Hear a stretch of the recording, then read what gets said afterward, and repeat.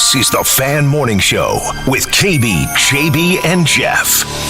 From multiple sources, 44-year-old Phillip Rivers is signing to the quarterback-needy Indianapolis Colts. Hey, I've seen this one. This is a classic. What do you mean you've seen this? It's brand new. Yeah, well, I saw it on a rerun. It's a rerun. The 44-year-old grandfather. I was definitely a little surprised. But if there is one guy to call who can do something like this, it's definitely him. To be leading the Colts into the playoffs and potentially to a Super Bowl. You can do it! Get that old ass of yours in the end zone! We got to win this thing! It feels a little desperate to me. You're 44, bro. Get rid of the rock. Do not hold it. Don't double pump. And you ain't fast enough to get out of the pocket. Let that thing go. Realistically, who knows what Phil's capable of? I'm going to say a Super Bowl.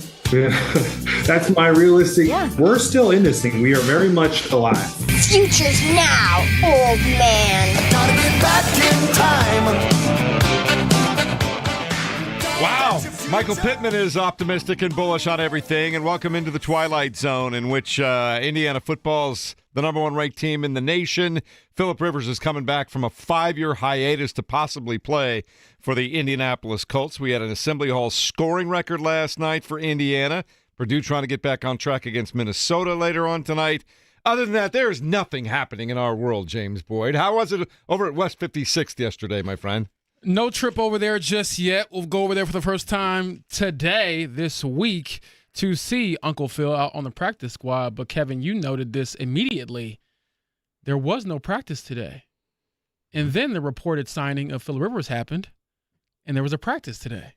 So I'm guessing the Ben Gay got busted out. He's rubbing it on the shoulder, and he's got to get ready to go. Do we call him Grunkle Phil?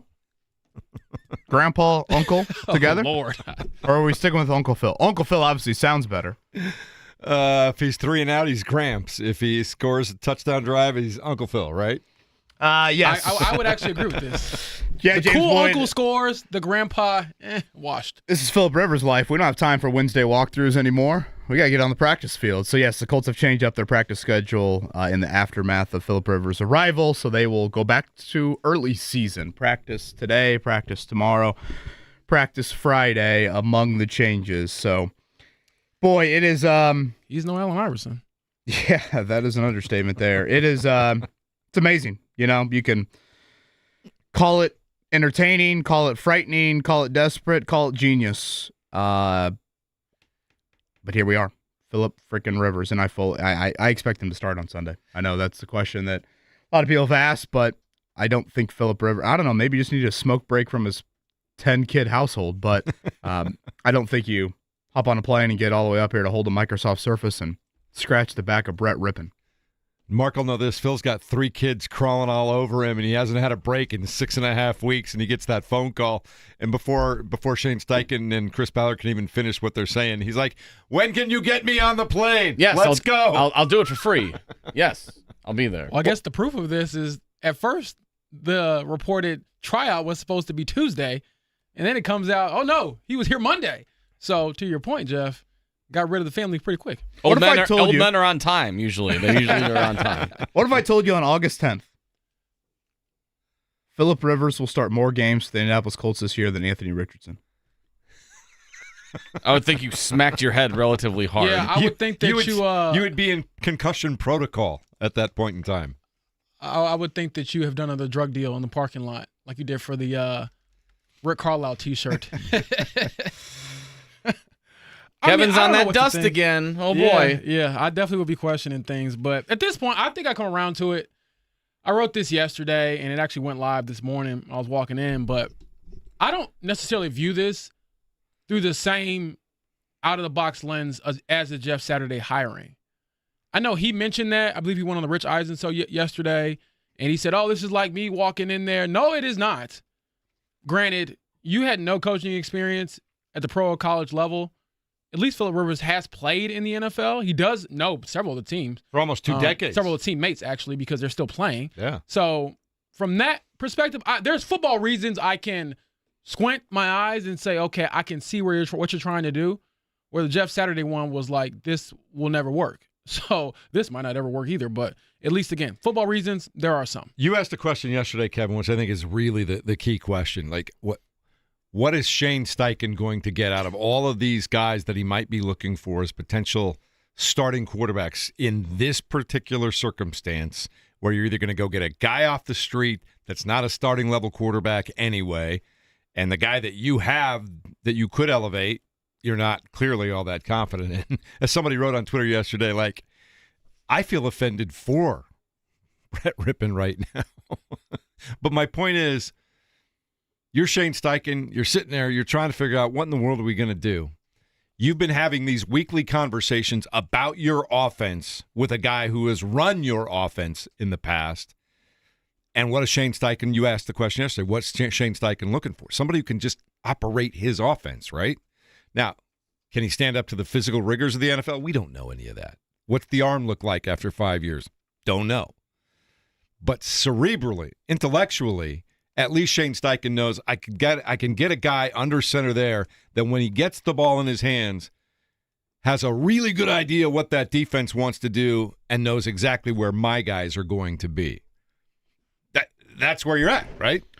Yeah, the question just changes once that ball is snapped, obviously. Look, the Colts are in. Nancy. I'm joking. No, I'm just saying that's the thought process. The Colts are in is one of the more dire situations I've ever seen it. The last time I look at the quarterback depth chart like I look at it right now, and fittingly, we'll have Jack Doyle join us at 8 o'clock, former teammate, of course, of Phillip Rivers. I believe he was the last guy to catch a touchdown pass from Rivers. In that Bills game, right? Playoff game? Yeah. So Jack Doyle was a part of the Colts back in, Mark, you have to double check me on the year. I'm going to guess 15 or 16. BC. Yes, certainly. When they went combo quarterback in a game, they went Josh Freeman up until the 2-minute warning, and then they went Ryan Lindley for the 2-minute offense. So literally, they spent a week training one quarterback of, you run our basic offense, other guy, you run the 2-minute offense. This is the only other time I can consider it as dire. And, of course, I say that because torn Achilles for Daniel Jones, Anthony Richardson, orbital fracture, not playing. Riley Leonard, assuming he can't go. That's probably the one little dangling news item we have here Wednesday morning of, is Riley Leonard truly out for Sunday? Again, as we said quite often yesterday, a knee injury to a quarterback that needs his legs significantly.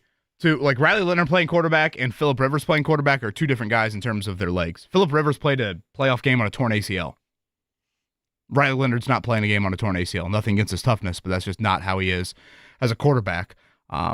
So yes, Jeff, to answer your question, I guess they are going peak cerebral. They are going, we are two football nerds that know this offense better than anything you could ever imagine. And when Seattle shows us this, we're going to sit in this meeting room on a Wednesday night and we're going to say, let's counter to that, and it's going to work. Of course, what happens when 11 dudes in blue jerseys and 45 degrees spitting rain in one of the most hostile environments in the NFL, and a defense that hasn't allowed 2 touchdowns, hasn't allowed a touchdown in 2 weeks, attacks a quarterback that hasn't thrown a pass in 1,800 days? Yeah, I was looking at this. Well, he has thrown a pass. Don't sell my boy short now. He's been down there in Fairhope, Alabama, throwing it around with the high school kids like it's a Disney movie, so he's ready for this moment. This will be a Disney movie. It could be. It'll be a lesson learned for all involved. You might want to go back to the Disney Channel very quickly if this doesn't go well. Exactly, but Bluey reruns sound pretty good right now. But to your point about what he could be up against, we had to go back and look at this. The Seattle Seahawks have only allowed 9 points in the last 2 weeks combined, and they forced 8 turnovers. That is the definition of good luck. But I guess ultimately, at the end of the day, like, what are your options? So I did see, and James, I don't know if you saw this anywhere. I thought I saw Joel Erickson mention in his story they tried to sign Sam Ehlinger off of Denver's practice squad. You refused, right? So yeah, and if you're Ehlinger, let's play that out. You have a chance to be a starting quarterback in the NFL. And you say no. But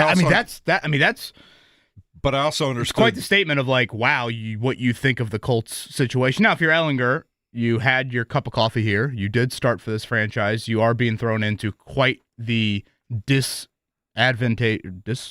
Advantageous. I have no idea how to even say that.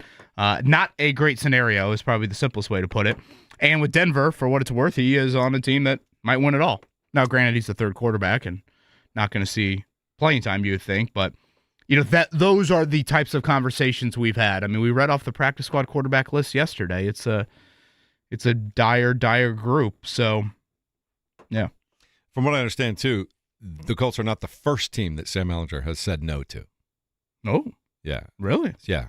So whatever's going on with him, people want Sam Ehlinger. He seems to be happy. I heard 2 teams. I'm guessing one of them is the Colts. So I don't know. It's there, but again, I see on the text line about every 20th text, people are like, Tyler Warren's the emergency quarterback. Kevin, please explain what that means, being the emergency quarterback. You're not going to be the quarterback to start the game. Well, you're the guy that when nothing is left in the middle of the game, you're going to go in there and hand the ball off 15 straight times. Would you rather watch Tyler Warren play Wildcat or Phillip Rivers play quarterback? Can I get back to you after the first 2 series on Sunday? I will say I'm more intrigued about this game than I would be if, Riley Leonard. It's entertaining as hell. I mean, let me be clear. TV. It is entertaining. I mean, the good thing it's in the 4 o'clock window. It deserves some more eyes on it, but I said the NFL needs to break protocol and flex it to Sunday night because not only is it more nationally appealing now, but Uncle Phil can get a nap in before game time. There were so many 4 o'clock training table jokes yesterday on Twitter. I mean, there were some really, really good old folks home jokes. So, yes, it's entertaining as hell. It is appointment television. If nothing else, it is must-watch. But, boy, it could turn sad real quick. We'll go down that rabbit hole coming up in just a few minutes here today. We will talk to Jack Doyle a little bit later on today. I'm looking forward to see his perspective on all of these things that are taking place. And, I mean, a week ago, can you imagine we'd be having this discussion, Kevin Bowen? No. Phillip Rivers. No. Saturday night when you went to bed. You would have never thought about Phillip Rivers again until it was time for the Hall of Fame. But on Monday, when Eddie Garrison and I decided to record that podcast, that the old thought of calling Uncle Phil did cross my mind. That was one of your more clairvoyant moments, I would thought to myself, you know what? Stranger things have happened. This is Indiana. That's abundantly true. How about Lamar Wilkerson last night? We'll talk about him coming up. He just hit another 3 from Martinsville? He did, and he probably put one in from he might have even put one in from Fisher's last night, the way he was going. We'll talk about all that coming up next. It's 93.5 and 107.5 The Fan.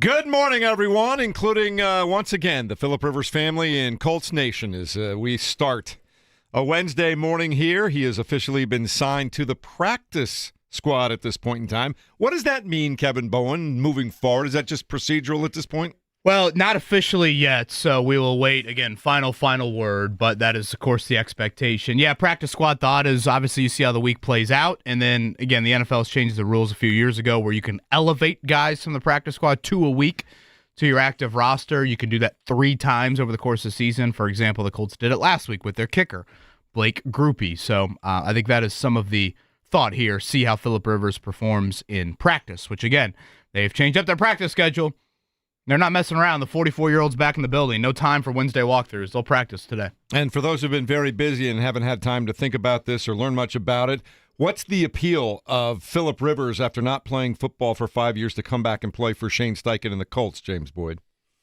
The appeal is that he knows the offense inside and out, and hopefully, what he has upstairs in the brain can help him physically in a game that is very, very violent. So I have my doubts, but I also want to see it. Well, you'll have your opportunity Sunday afternoon, 4:25, Colts at Seahawks. Now, keep in mind, we'll have some pregame here on 93.5 and 107.5 The Fan. The game itself will be aired entirely on 97.1 Hank FM because we've got Pacers during the back half of that football game as well. So that's kind of what's going on there. That'll all be on Sunday afternoon. And the question also, Kevin, is what's that offensive line going to look like with potentially Philip Rivers setting up shop under center? Yeah, we could have just the second different starting offensive line, or I should say the third different starting offensive line all season long. The Colts have had that unit intact for all but one game, but Braden Smith left with a neck concussion on Sunday, so it could be rookie 4th-round pick Jalen Travis. We should note, as of right now, Wednesday morning, Mooney Ward is yet to be put on injured reserve, so we'll await an update on that. But obviously, as we touched on quite a bit yesterday, just awful to see him back in concussion protocol for the 3rd time in 3 months. So you can still obviously play the roster game throughout the week, but something to monitor. All right, we'll also talk about college basketball, Mark Dykton. Last night, Assembly Hall saw a new record as the Hoosiers defeated Penn State 113-72. 10 3-point field goals made by Lamar Wilkerson, who scored an Assembly Hall record 44 points in the win. At one point, after he hit a 3 to make it 35, with 14:26 left, he had outscored Penn State 35-34 with over 14 minutes to go in the game, James. Special shooter. And Penn State stinks, like you said, Kevin. That was some bad Big Ten basketball. I'm used to, like, the low scoring, a bunch of screens and hard fouls and all of that. But now we got, one side looking like Golden State and the other side looking like me. Boy, there are moments you watch Indiana and you think that offense, and I get that shooting can cure a lot, but you think to themselves, wow, that is a team that not only should make the tournament, but should win a game or two. Yeah. And then, of course, we watched last week and you think, Right now, I'm like, can I see him against like a non-JV Big Ten team? Yeah, I mean, so far, yeah, that's what they've had here schedule-wise. At Kentucky on Saturday, which they've really struggled. But yes, Wilkerson, maybe the most stunning aspect of last night for me was they popped up the graphic there. Like you said, Jeff, 10 threes. That is a IU record. I would not have guessed, and I probably was on or was at one of those games, I would not have guessed the guys that had the record before. Matt Roth. Rod Wilmot, never forget at Soulja Boy concert, Rod Wilmot coming up to me and saying he liked my shorts. I thought to myself, okay, I'm on top of the world. And Rob Johnson. Those are I would have guessed Eric Gordon. I would have guessed James Blackman Jr. I would have guessed Jordan Holes. I would not have guessed those 3 would have had 9 threes in a game, but nonetheless, Wilkerson. And he also beat Trace Jackson Davis. 44 points. That is an IU record there, and did it in 25 minutes. That is the most impressive aspect of the whole night. Reed Bailey also had 18. Taylor Conaway had 17 points. As you mentioned, Kevin, they'll play Kentucky coming up on Saturday. Later on tonight, Purdue will be hosting Minnesota, trying a little bit of a get-back game there for a loss at the barn last week. That one will start at 7 o'clock up at Mackey. And Notre Dame will be hosting Idaho. I hope they fare okay against the Vandals tonight. The worst news of the week for Notre Dame was what? Being left out of the college football playoff? I was going to say for you, it might have been Marcus Burton. You're wrong. Oh, okay. You're wrong, Jeff. What is it? Marcus Burton? Marcus Burton. Yeah. surgery again. You are on brand. You're Out consistent. multiple months. Months? I didn't know it was Yeah, it's months. an ankle injury. Oof. Just awful. Man. And like I said, he's a Indiana kid. I watched him play in high school, and he was phenomenal. And he's been phenomenal when healthy for the Irish. But, yeah, I really did think about him and honestly just praying for him because that's tough. No Indiana. By the way, the Notre Dame AD, I like him, but he's got to stop crying. Yeah, it's time to be done. Got to move on. Got called out by the Big 12 commissioner I yesterday. am with him on this, Sue. You get a 24-hour window to bitch and moan. I did it Monday. Stop. Nope. Move on. It's time to sue. Move on. Let's get on with our litigation. But I can't wait. Big game tonight. Notre Dame, Idaho. Jalen Harrelson. It's time. But the Marcus Burton news was worse news for me than Notre Dame missing the playoff. All right, no Indiana Pacers last night, but two games in the NBA that did feature Eastern Conference opponents. Orlando over Miami, 117-108, and the Knicks continue to stay hot, 117-101. Are they going to get it together this year? What was the score? 117? 117-101. 101. Ooh, they were rolling. They're going to get it together and make a run to the finals this year? It's wide open in the East without Halliburton and Tatum and, Giannis currently, and not without Damian Lillard. So many bodies are not there, so yes. Yeah. Halliburton was on that Amazon Prime last night. Did I see that? That's what they said. I didn't get a chance to catch it. I'll have to go back and watch some clips if anybody shared it online. How was I thought I saw Dustin Apirak mention that Halliburton said he'd like to be doing some one-on-one work by the end of December here. Ooh. So, again, he's been ruled out for the season, but I'm not gonna lie, I thought one-on-one interview for half a second there because you were talking about the whole media thing, and I was like, wait, what is he trying to? I'm like, hold on, we got to get you back on the court. So, okay, got the right one-on-one. Later on tonight, if you're looking for something to do late night after that Purdue game, you could stay up watch the NBA. James, the past, LeBron James taking on the future in the Victor Wembanyama, Spurs and Lakers later on tonight. Is Wemby back? I'm not sure if he's back yet or not. But point is, yeah, I don't know. Maybe Uncle Phil will keep me up tonight like he did last night. By the way, I watched a little bit of that Michigan-Villanova game. Dusty Mays boys, oh my gosh, they are running dudes out of the gym. They are legit. I know we've talked so much about Purdue in the Big Ten this year.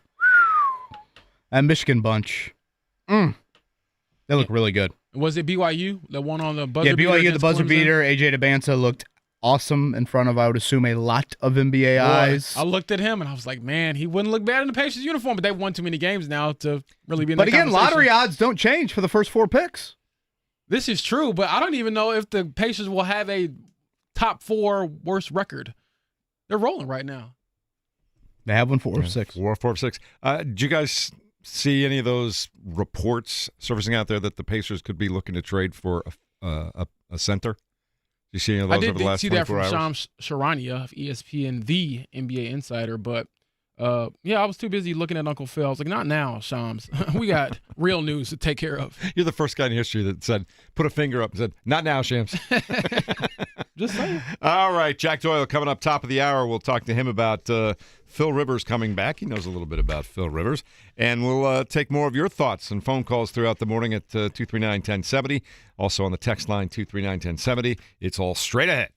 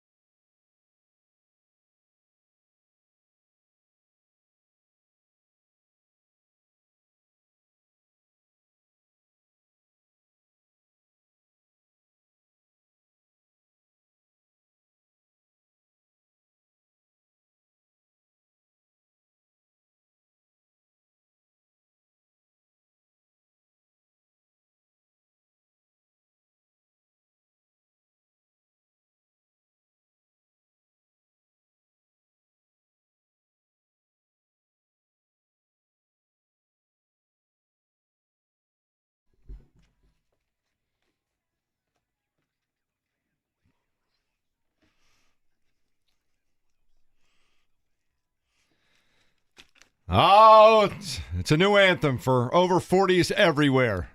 Philip Rivers getting up off his film room study from high school football, where he's been coaching.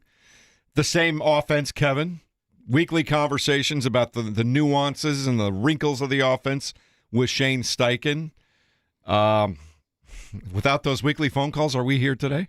Mark, you think the Seahawks should announce the Colts on Sunday with that song played? Yeah, I would. You know, in the Super Bowl, don't they pick like a song from your home state or your home area? Maybe the Seahawks should do that, instead of bring them out, or. What's the Undertaker theme song? Just play that when the Seahawks go out to take the field. That might be what they play after the game or at halftime.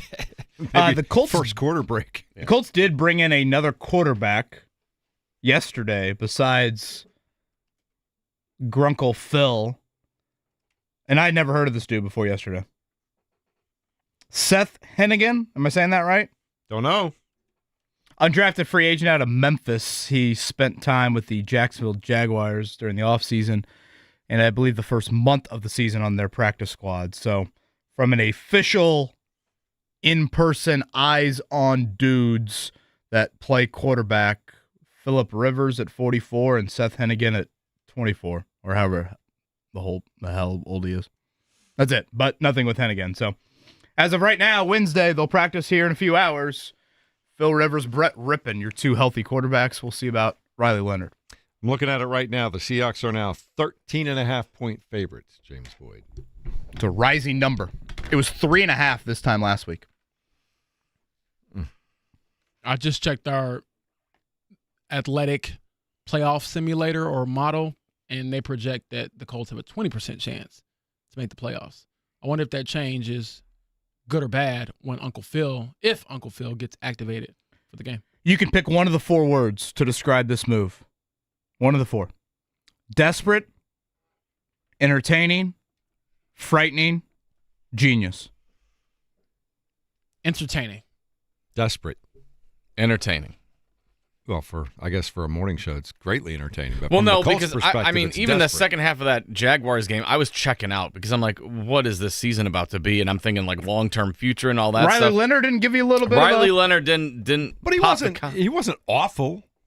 He didn't get my juices flowing, I'll say that. Well, geez, high standard here, Mark Dighton, man. I'm watching. Some of us just got to take what we can get here. Say, he's seen great quarterback play this season, and I'm not trolling. I'm seeing Riley Leonard. I'm like, oh boy, now Daniel Jones' future. What's that look like? Colts don't have 2 first-round picks. So I was like, oh boy, this team's circling the drain. But then, if you're telling me Philip Rivers, who I always liked Philip Rivers in his career and everything like that, if you're telling me I get one more spin at Philip Rivers, one more for the old guys as I've hit the 40-year-old mark myself, hell yeah, I want to see Philip Rivers do it. If he thinks he can go out there and spin it, sure. I am more intrigued on this game than I would have been had Riley Leonard been named the starter. More intrigued? What about optimistic? I am optimistic, sure. He can still sling it, I think. How optimistic are you? Let me ask you a question. If you want big odds, Mark, if you're confident and optimistic, you can get plus 750 for Rivers to throw for 250 yards or more. Plus 750. Make $75 on a $10 bet if he can get this to $250. I mean, I would probably feel more confident in that if he wasn't playing the Seattle defense, but I don't think he's going to be horrendous. I think he's going to show that he's still got his faculties and stuff. I don't expect him to run for 30 yards or anything, but I think they have to have seen something. I don't think they're just like, well, we're friends with Shane Steichen, we're just going to throw it against the wall and see what happens. I think he had to have shown them something, right? Are we that desperate where like this? If you can't even throw a 10-yard out route, that you're like, still sign him. Yeah, I mean, they obviously worked him out on Monday, Mark, but you throwing a football to Coleman Owen in the Colts indoor facility on a Monday evening against nobody is a lot different than a 3rd and 8 throwing the ball with Devin Witherspoon in coverage in 48 degrees spitting rain weather against a defense that hasn't allowed a touchdown in 2 weeks. So I'm also not Philip Rivers that's dropping kids left and right. So I mean, he's got skills I don't have. You can only see so much on a Monday. Like there is an element of it's a disservice to the NFL, frankly, if you're going to try to compare, James, I know she's your colleague, but Diana Rossini tweeting yesterday about the player source or whatever it was. What was the exact quote? I got to pull this up. I'm glad you brought this up because, look, I love my teammates, but I'm like, gee, come on. Here it is, because I actually quote tweeted her. She said, a source close to Phillip Rivers describes a player who looks in better shape now than when he played. And then there's a quote that says, it's a no-brainer for who gives him the best chance. I don't necessarily doubt that part of it. I'm thinking, hey, okay, injured right Leonard with a leg that he can't run on, old Phillip Rivers who has a Hall of Fame resume, or Brett Rippon. I'm like, he might actually give him the best chance. And then she says, expect a heavy dose of Jonathan Taylor and the Colts' ground game to support the 44-year-old Rivers. There'll be a lot of loaded boxes. I mean, yes. What was the quote again? Give it to me one more time. A source close to Phillip Rivers describes a player who looks in better shape now than when he played. This man is on the Hall of Fame ballot for 2026. I just want to say this because this is – I had to tweet out. I love you, Diana. You do great work. We have shared many bylines together over the last week, really. Anytime you hear a player is in better shape than when they last played, or when a player says, I'm in the best shape of my life, they're cooked. Every time I hear that quote, I'm like, oh, boy, the antennas go up. This guy can't play. Because I'm like, why would you be in better shape now than when you actually play the game of football? That makes zero sense. And you're older. 39 is a big difference between 44. I've never experienced it myself, not yet at least. In the NFL, it is. But, yeah. Yes, absolutely. So I had to laugh at that. That was funny. Well, and one element to, Mark, you mentioned, okay, Rivers Someone said Phil is jacked up on the Spirit of the Lord. That he is. Well, that he is. Hey, amen, brother. Look at the man that might hoist the Heisman Trophy on Saturday. They say he will throw the rock with righteously and clarity. You know what? in the YouTube in the season of Jesus, you never know how that could turn out. Mark, it mentions like, okay, managing the operation. Phillip is gonna know when, whatever. Enough's enough. He's not gonna screw it up. He's not just gonna throw the ball to the other team constantly, et cetera, et cetera. I do think one element, probably the most consistent, best attribute to the 2025 Colts, is significantly hurt with starting Phillip Rivers Sunday, and that's Alec Pierce. How much you don't see a lot of 30-yard shots taking place? Cannot envision that. You might have to have 9 people staying in block to get the ball down the field, and then that's the question I would have with Rivers. If there was a lot in that 2020 season where he just sliced and diced and singles and move runners over, et cetera, just a lot of just death by 1,000 paper cuts. But for some reason, the final drive in Buffalo is kind of sticking out to me. When the Colts needed him to throw second, third level balls, it didn't happen. And the arm just wasn't at NFL life. And who knows, maybe 5 years of resting the thing in the backyard all of a sudden has revived it. But, when it went for Matt Ryan, it went in a hurry. When it went for Peyton Manning, it went in a hurry. I just don't envision 5 years all of a sudden turning that arm into I can write checks that I couldn't 5 years ago. So here's the thing that I was thinking about last night. And think about when you're a kid and you used to play on like the merry-go-round, right? And you try to get it going as fast as you could in 4th, 5th grade, right? So you could see if everybody could stay on. Could you jump on it while it was going really fast? When you're on the carousel and you're hanging on, you're kind of at that speed, right? Right, okay. Once you get off and then try to get back on, that's a whole different deal, right? I like this analogy. And it's kind of, I think that's what Phillip Rivers is looking at. Good because analogy. The speed of an NFL game, even though you've experienced before, you were already on that carousel for the entirety of your career. You've been off that carousel for a while. Now you are charged with jumping back on at the same speed. That's what I worry about because you guys know better than anybody. What's the one thing all players talk about when they're first acclimating themselves, even rookies in the prime of their life? Preach. It's the speed of the game that you're not ready for again. And my worry is, even though he spent 17 years in the NFL, 18 years in the NFL, whatever it was, to take 5 years off and then come back and then try to play again at that speed, that's my biggest concern for him. Yeah. I'm going to throw up. That's me getting off the carousel. Could not agree more, Mark. That was great. Jeff, great analogy. Mark, a great way to pick up the analogy and give us some audio representation there. But to your point, I think in a nutshell, what you just said, Jeff, is it is very hard to make up for 5 years of missed football time with 3 days of practice. And you can't get hit in practice. So as much as you want to try to give game-like reps, if anybody come close to Phillip Rivers, they're getting cut. He's our last hope, potentially. He's got 2 red jerseys on. I know. Yeah, exactly. So, I mean, he might as well go out there. Will he be playing with one of the protective covers on the helmet? Man. Sunday, too? Here's the other thing. We see all the time, I was watching the game with Patrick Mahomes last week, and they were talking about how he's still the fastest guy getting rid of the football, right? Brady used to they all talked about how Brady could get rid of the football in 1.4 seconds on every play average, whatever. Phillip Rivers better get rid of the football in less than a second and a half, don't you think, James? Yeah, I would lean towards your angle on that. Man, oh man, it will be entertaining on Sunday if he does indeed start at quarterback. And I get it, I understand it, I can kind of get on board with it, but I think there's a whole lot of downside to it too, Kevin. Yeah, I mean, there's a downside in any move when you have your first 3 quarterbacks are hurt. So, we got into this debate a little bit yesterday.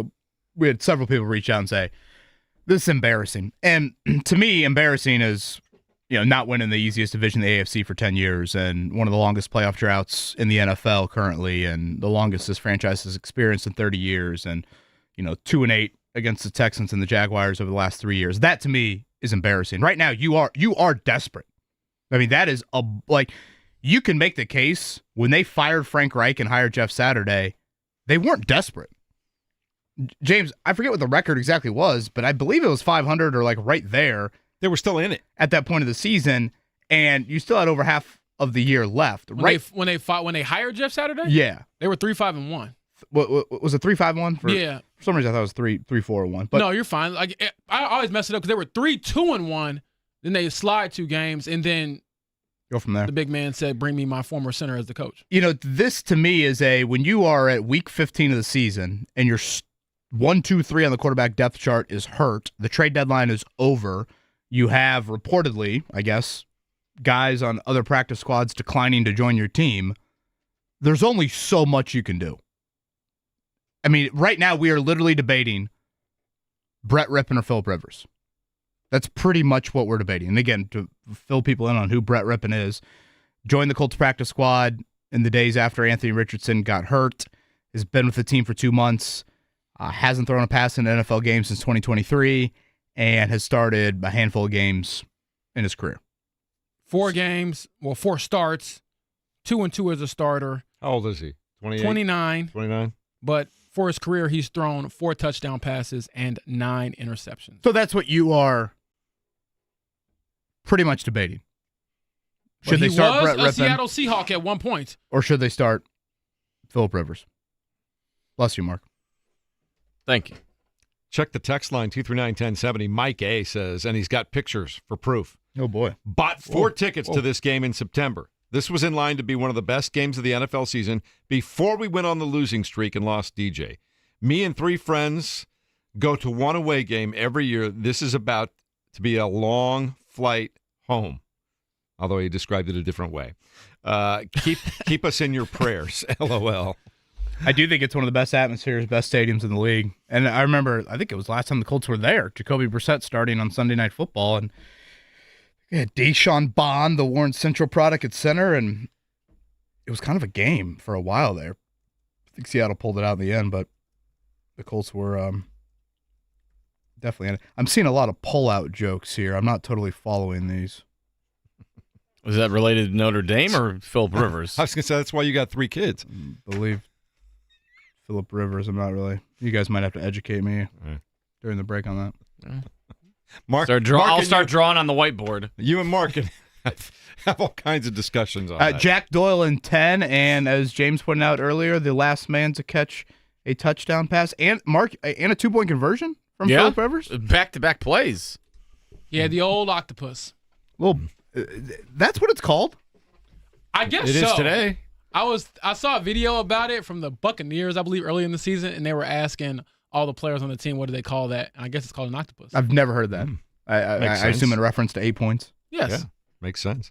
317. You're going to learn you something today. You're going to learn you something learn a lot today. apparently. Ears are open and eyes are looking at Mark Dykton's drawings. I got an anonymous texter, we just don't know his name, who says, going back to IU, why can't we just bring in Nate Sudfeld? Is he even available? I think it's because you still have playoff aspirations, and neither of those guys, him or Ellinger or Rippon, will give you any sort of confidence. Philip Rivers has at least been there, done that. I think that's why they're taking the swing on this guy. But what about 5 years ago? I mean, 5 years in the NFL is like 30 years in real life. I mean, did we ever get longer than the average NFL career? By the way, I guess is Nate Sudfeld on a roster? I don't even know. I can look. Did we ever get an answer on, like, is this the longest gap between playing and returning to play? It's gotta be. So I did see, I think it was Albert Breer actually. Especially for the NFL, I would tweeted think. something out about this. And I could see somebody having being young and having a severe injury and taking a long time to get fully back from it, but I can't think of who that would be. 5 years is eons. That is eons. Took what, Alex Smith, 3 years? Haley's Comet stuff. How long did it take Alex Smith to get back? 2.5, 3 years? Yeah, that sounds right. Nate Sudfeld hasn't been on an NFL roster since 2022. Really? Yeah. That's more recent than Phil. Not even like a practice squad or anything? Or a what it training says. camp roster? I bet he's been in training camp. Jeez. I would hope. While you're looking that up, Verlin from Greenfield says, we'll just get the band back together. Here we go. Heck, maybe we can get Freeney and Mathis to come back and give us a pass rush. T.Y.'s got to be able to give you a couple catches, right? Honestly, get him at 10,000 receiving yards. Isn't he like a couple hundred short? But here's Albert Breer, and this was, yesterday.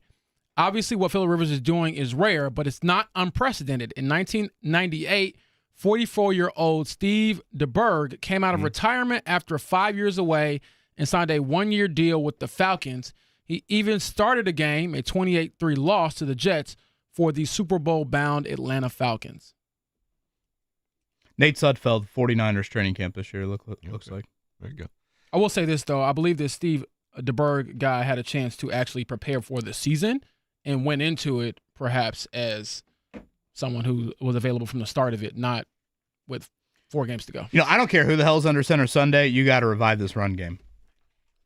If you look at losing 4 of 5, everything correlates to Jonathan Taylor and the run game. You could boil it down to that. And but Kevin, you know what they're going to do. Oh, for sure. I get that the box. I would take the under on JT's rushing. Right. But to have a hope and a prayer. Yeah, I agree with you. In any of these Final Four games, you have to revive the run game, and the defense can't look like this. Well, what do you mean? Phil Rivers is in the best shape of his life. And that, I think, is maybe the biggest issue exiting Sunday is your defense played that poorly against the Jaguars offense that has done not much this season, particularly Trevor Lawrence. And now you're facing the top wideout in the NFL, likely down your top 2 outside corners. And it's not just Jackson Smith and Jigba. I mean, Cooper Kupp is still, I think, giving them something. And they traded for Rashid Shaheed at the deadline, and we saw him torch the Colts a few years ago when he was like a Randy Moss stat line. It was like 3 catches in New Orleans. Buck, big plays 50. galore. So those are non-Philip Rivers quarterback elements that matter a whole lot, because it's not like when you look at the playoff standings, if you totally ignored anything that's going on with these football teams and you strictly just looked at standings, the Colts are really not that far off from making the playoffs. They need to win probably 2 of their final 4. Right. And get some help. They don't even need that much help. Yes, they need a little bit. But if they win 2 of 4, there is a definite pathway to making the playoffs, particularly if you win the last 2. But would you say those two if I was going to say if you're going to win 2 of 4, the AFC South games are the ones they have to win. Yeah, I mean, you always want to win your divisional ones and your conference games more than the 2 NFC games the next 2 weeks. So, when you speak to it be choosers in now. those terms, like Mark Dykton played the Michael Pittman Jr. audio to start off the show, and Pitt, is throwing out the whole Super Bowl phrase. But, Shane Steichen was pretty fired up on Colts Roundtable Live Monday night.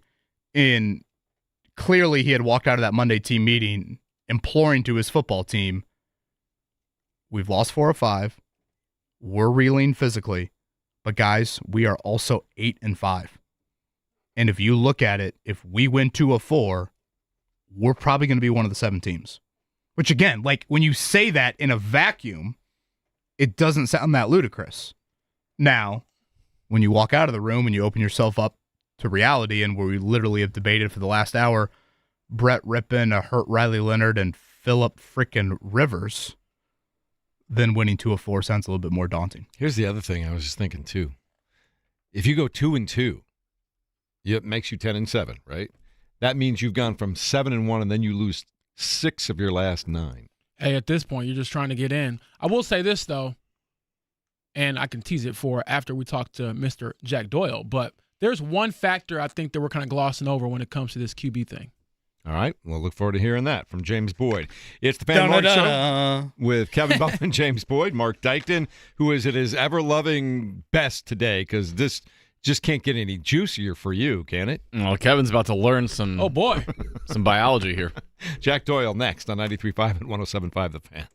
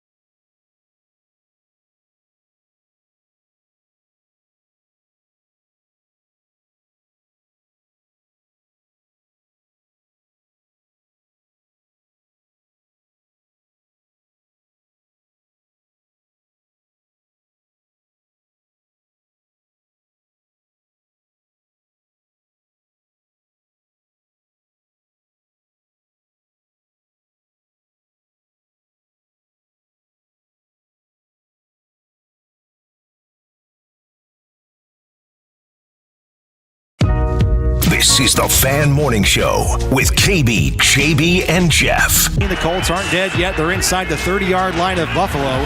Down by 11 points. Rivers backs to throw on first down. Dancing in the pocket. Touchdown. Going way downfield for Jack Doyle. He's got it! Touchdown! Jack Doyle! Touchdown! I-N-D-Y! Rivers out of the gun. Empty set now. 3 receivers right. He looks that way. Fires into the end zone for Jack Doyle. He's got it. Did he get 2 feet in? Yes, sir! 2-point conversion. Jack Doyle. And the Colts have climbed all the way back. One of my favorite all-time Indianapolis Colts, tight end Jack Doyle, getting not only a touchdown, but the 2-point conversion from Philip Rivers. That was that the last time that Philip Rivers threw a touchdown for the Indianapolis Colts, Mark, or is that just the one we found? I know I might be asking for too much there, but either way, those guys hooked up a few times for touchdowns, and Kevin did a nice job lining this up, finding Jack Doyle, who's joining us now on the Payless Liquors hotline this morning. Does that bring any memories back for you? You ready to come back and play and maybe back up Tyler Warren? We're ready to go? Yeah, I don't know about all that, but it definitely brings back some good memories. And, it also brings back, man, I wish we would have won that freaking playoff game in Buffalo, is what it makes me think. But no, that was fun. And obviously getting that year with Philip was a blast. Jack, that 2-point conversion was a hell of a catch. Yeah. I just went back and watched it. Yeah, no, that was a Philip play, and it was I think we were in 12 personnel. I think it was me and Trey out there. Yep. Mm-hmm. And Phil knew how to get, the sub guy went on guarded Trey, and then, he kind of got doubled in the middle, so we knew I'd be open in the back. And again, that's a credit to what Philip could draw up, man, and he kind of saw that on film, and we knew that was a 2-point play going into the game. Well, as Jeff said, we appreciate the time here. Jack Doyle with us on the Payless Liquors hotline. We traded a few texts yesterday. Your response, football is life for Mr. Rivers. Could you touch on the football obsession during a COVID year that you got to witness with Philip Rivers? Yeah, that was a shout-out to the Ted Lasso fans and Danny Rojas and football is life. That's what I think about when I think of Philip. The thing that comes to mind with Philip is just he's such a unique character, and I say that in the best way possible. And this guy is just a football junkie. It's football all the time, and, he was such a great teammate. And his mind, that's what I couldn't get over, just how he just would get us in the right play over and over. And that's run and pass. And, we would be sitting in a meeting and, say we're preparing for the Steelers or something and they're, heavy SAS pressure, and Philip would be like, oh yeah, talking to Nick Sirianni, who was the offense coordinator at the time. Oh, remember we had this with the Chargers in 2014. I think it was like, our second drive of the third quarter. Can you go look up that play and show it to the guys? And it'd be like right on point. He knew exactly what play it was, what the pressure was, and how they kind of attacked it. And it's just it just shows how his brain kind of works and how he's wired. Jack, thanks again for joining the show. James Boyd here. I'm going to ask the hard-hitting questions on this show. So, with Philip Rivers and him knowing notoriously not to curse, is he the best trash talker who doesn't say any bad words? Yes, he's the best trash talker, period, that I ever played with. Okay. He does not stop, and it's all in fun, and he's just the ultimate competitor. And he gets under guys' skin, which is hilarious. And he's just such a great teammate. That's not knowing anything about him. And he when he showed up in 2020, and I'm thinking my memory of Philip Rivers is like, man, I didn't like this guy. I was a Colts fan growing up, and he knocked the Colts out of the playoffs there in the 2000s or whatever. I can't remember the years, but and he was always talking trash to the fans. I'm like, man, I don't like this guy. And then he came in and he just carries himself in a way that, like, all he wanted to do was be a good teammate, get to know the other players, and just be one of the guys. And I just have so much respect for him. I need Philip Rivers mic'd up immediately, like from the time he lands in Indianapolis to get ready for practice today. But on a more serious note, when you look at his career, the man has accomplished darn near everything in the NFL, save for the Super Bowl win, but counting stats, longevity, respect from peers, all of that. So when you factor in perhaps the respect that he still has in that locker room, how much do you think that helps? Because, unlike someone who normally would be stepping into this position, he still knows, I would say, 10 starters for the Colts right now, or at least about 7 or 8. So do you think that'll help just him ease back into things when it comes to trying to restart this NFL career? Yeah, for sure. I mean, the Colts are reeling a little bit over this past month, and I wish I was in the Wednesday offensive meeting that's coming up, probably here in the next hour or so, and just the energy that Philip's going to bring to that room is something that's unmatched, and I can imagine being up there, and who knows what's going to happen, but him going through his cadence and how his kind of tone is with his cadence and all kinds of different things. He's going to bring an energy to that group and hopefully kind of wake us up over there on West 56th Street. What do you think this offense with him under center coming out of a 5-year retirement? What's it going to look like? Realistically, tell us what those first 2 series are going to be. Well, he'll have the plays will be the same. He'll have no problem, knowing the play calls. He can show up there and call any play that they're running right now. Maybe the checks and things like that, they'll have to kind of, figure out because maybe Daniel had things a certain way or stuff from his past that they've kind of emulated in their offense, but he'll know what he's doing. He'll be able to communicate with the guys. If I had to guess, I could see them going some sort of up tempo and just kind of trying to keep it simple and, him getting you in the right play, and maybe that takes the crowd out of it a little bit and he's able to communicate, and just getting guys up to the line and just figuring out the best play for the Colts to be in. Are the Seahawks just going to throw the kitchen sink at him from a blitz package perspective? Yes. I mean, that's what I would do. And, they're going to have to prove, and the Colts kind of got to prove that anyways. They got to gash somebody with all the pressure they're seeing, in the run or pass game. It doesn't really matter. But the thing about Phil is like I was mentioning earlier, he's seen every blitz, and, Phil, there was times when he'd call out the defensive guy for saying, telling the linebacker he's supposed to be bossed over a little more because they're about to bring this SAS pressure or whatever it is. Like, hey, you're misaligned. Your coach is going to yell at you. Like, you're supposed to be. He just is. He's so unique. The way his brain works is just awesome. I mean, late in that 20 year, I feel like a lot of my catches were on checks that he made at the line from seeing different things. We'd be in a run call and he sees a pressure coming and he'd get us in a quick pass or something like that to kind of take advantage of it. So there's just, again, his brain is just so unique in the way it's wired. And if anybody can do this, I mean, it's freaking Philip Rivers. That's Jack Doyle. Jack Doyle podcast over on the Colts Audio Network. It's been a great listen all year long with Jack and Matt Taylor, and Jack's with us here on the Payless Liquors hotline. Jack, I don't remember. I think it's been a trend a little bit more here in recent years, league-wide. The Colts have definitely started it. Did Frank do walkthrough Wednesdays late in seasons very often with you guys? Thinking back, we were doing walkthroughs. I feel like we were doing them on Thursdays. I don't know if that's right. I might be completely wrong. So practice Wednesday, walkthrough Thursday, practice Wednesday, Friday. Walkthrough, yeah, and giving guys a day in the middle of it was kind of our schedule. But yeah, I think especially when they added the extra game, I think that's probably when it became more prevalent around the league. Yeah, and I bring that up. The Colts have done the walkthrough Wednesday last 2 weeks since the signing of Philip Rivers yesterday. They now have changed their practice schedule. They'll go all 3 days, starting today, Thursday, and Friday. Last one from me, and it's just more of a reminiscing story. The Josh Freeman, Ryan Lindley week for you guys. I would say this is probably the most dire in-season weekly quarterback situation I can recall for the Colts since that week. I forget which season it was, 15, 16, something like that. What do you remember about that week in which you guys literally had to get 2 quarterbacks ready to play? Yeah, I think it was the last game of 2015. And yeah, we went in with, I remember Clyde going up there and kind of going through, the game plan with the quarterbacks, and Josh Freeman did all the, base stuff, right? And he was running the offense, and then Ryan Lindley came in on 2-minute drill, and then that's how they kind of prepared them both. And they both were successful. I think Ryan Lindley, I don't know if we went down and got a touchdown, but there was a 2-minute drill in that game where I know we went down and got points.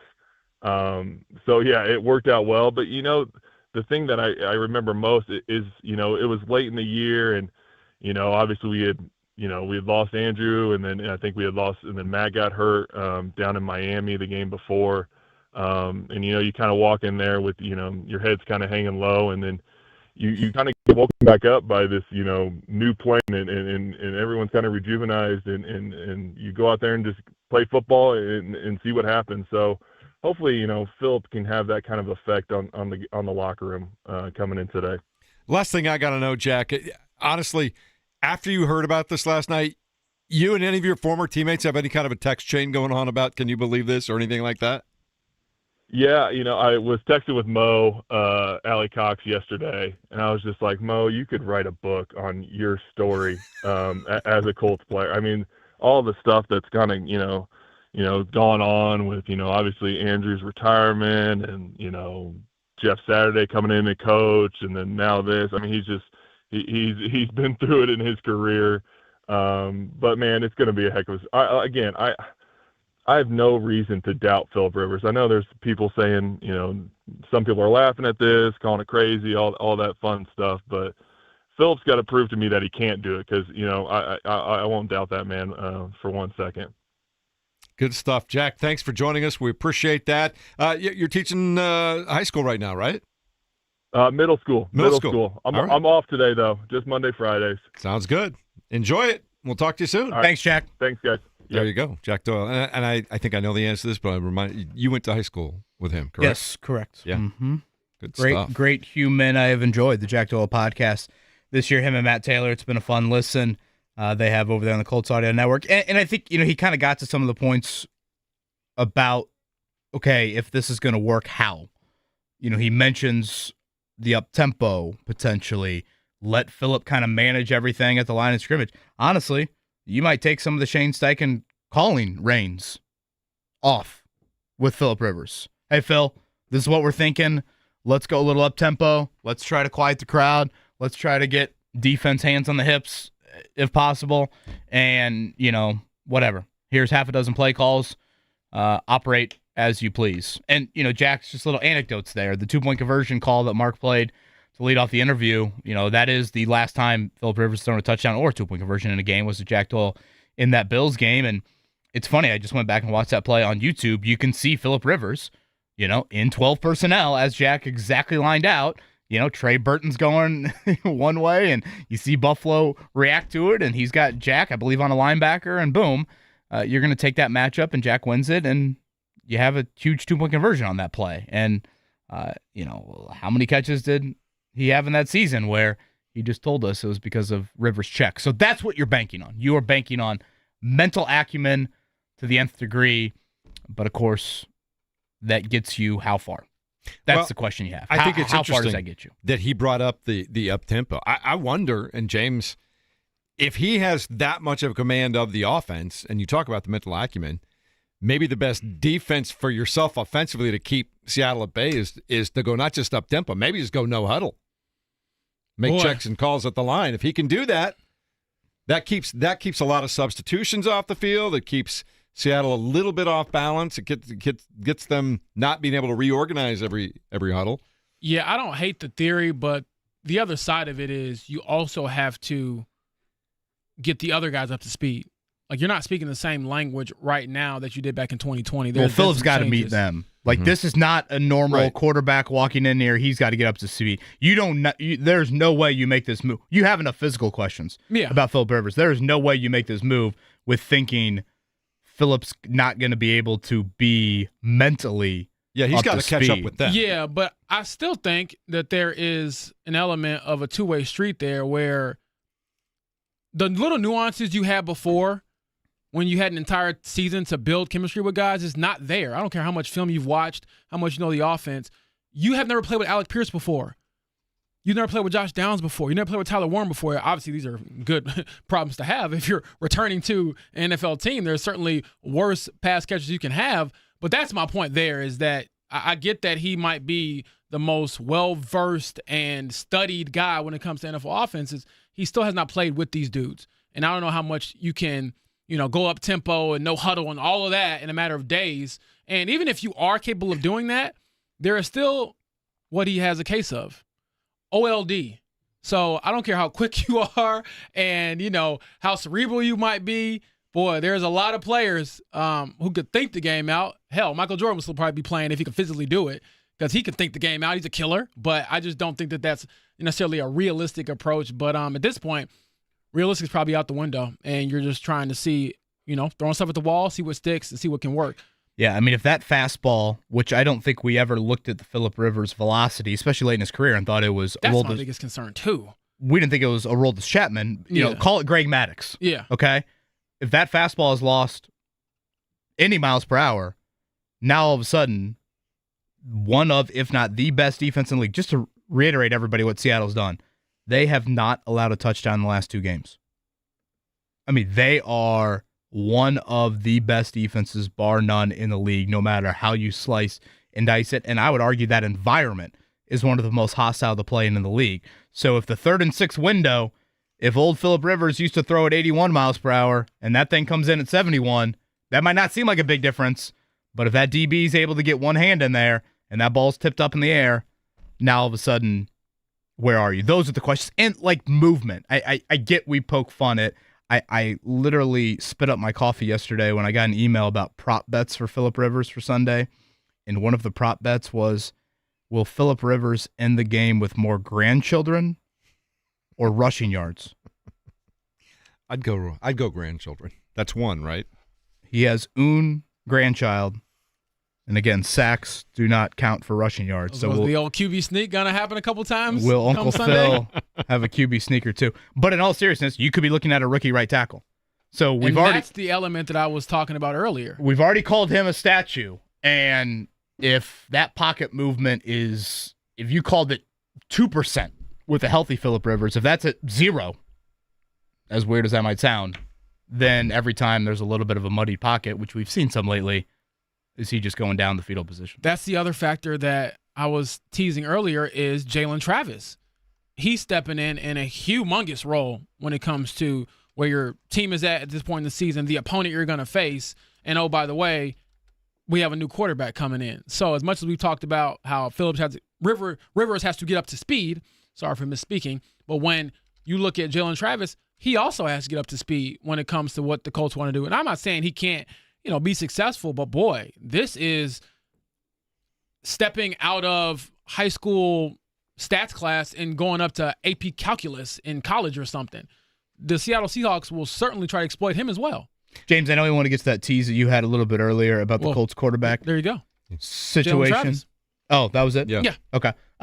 The other item I wanted to say is we want Phillip Rivers mic'd up. I want all 11 defenders for the Seattle Seahawks mic'd up. Can you imagine the amount of grandpa jokes I just want to hear them in the huddle. they're going to have? I want to hear them in the towards huddle. Phillip Rivers? Yeah. It will be a legendary NFL Films game coming up on Sunday. I'm telling you, if I'm Seattle, honest to God, if I'm a Seattle defender, I'm going to send you back into retirement. Dead serious. There's no way I'm letting a 44-year-old guy beat me. Can you imagine the guy who cuts and edits all the tapes down into offensive packages and defensive packages? He's sitting back in probably his little basement office going through tape or whatever, and he gets a phone call from Mike McDonald like on Monday night, goes, hey, go find that Bills-Colts playoff game from 5 years ago. I need that whole thing broken down. Honestly, one of my biggest takeaways from the highlight, Mark, that you just played was 0 crowd noise. Mm-hmm. It was like 6,000 fans at that playoff game. The Inside the NFL episode where they do mic'd up should be must watch for Colts Seahawks. Yeah. They could make a whole series out of that this year. Just to hear Rivers trash talking again. All right, let's check it down, Mark Dykton.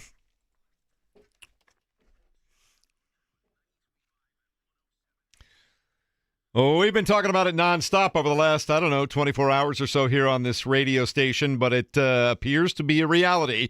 The Indianapolis Colts are poised to sign Phillip Rivers to their practice squad and look to put him in at least as the quarterback in a practice session today as they get ready to take on the Seahawks at 4:25 on Sunday.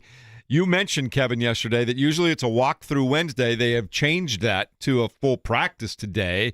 What does that suggest to you? Yeah, 1 o'clock. It suggests to me that Phillip Rivers has dictated some of this change in all seriousness, or the Colts realized, hey, 2 practices won't be enough. So, yeah, they'll go back to their kind of early season schedule. Because, James, health-wise, this is the reason why they go to Wednesday walkthroughs late in the year.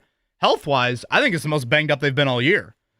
Yeah, they're decimated right now. Everything health-wise would indicate, no, you walk through today. But given their quarterback situation, they've decided to change that schedule. So 1 o'clock today. Full pads. Practice. All right. Is it full pads? No. I was going to say. We should do full pads. Oklahoma drill for 3 hours. James is vicariously living through defensive players for the Seahawks. I'm telling you, I mean, not to rant and rave about this, but I feel like this whenever I play basketball anywhere and the guy across from me is like 50 plus. I'm like, you're not going to stay in front of me. I'm going to run you to death. So there has to be an element of competitive nature that says, I'm not letting the old guy beat me. He ain't Tom Brady. All right, so we know Phillip Rivers may be the quarterback for the against Seattle for the Indianapolis Colts on Sunday. But what are we learning about how badly is Riley Leonard hurt, and what does the offensive line look like? Those two things are on my mind today, Kevin. Yeah, I mean, the Riley Leonard knee injury is still one that I guess we need just further clarity on of could he somehow battle through it, again, given his makeup as a quarterback. And this would be his first ever start in the NFL. I would be skeptical of a limited Riley Leonard on Sunday, but still, that remains to be seen. And yes, at right tackle, as we've talked about, Braden Smith exiting with a neck and a concussion. So, the Colts have started the same offensive line for 12 or 13 games this season. Weirdly, the Colts have been incredibly healthy on their offense this year until last week, until Daniel Jones went down. But wideouts, they've been very healthy. Jonathan Taylor has played every game. Tyler Warren, the O-line's been, again, incredibly durable, but looks like Braden Smith could be iffy for Sunday. So as James said, rookie 4th-round pick from Princeton to Iowa State. Biggest dude I've ever seen put on a Colts uniform, Jalen Travis. All right, to college basketball last night, Assembly Hall was rocking.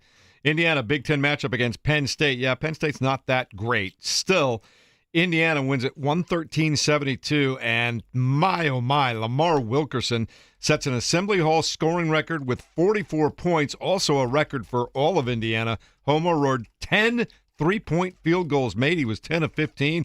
I pointed out that with 14:26 to go last night, Kevin, he had outscored Penn State 35-34 at that point in time.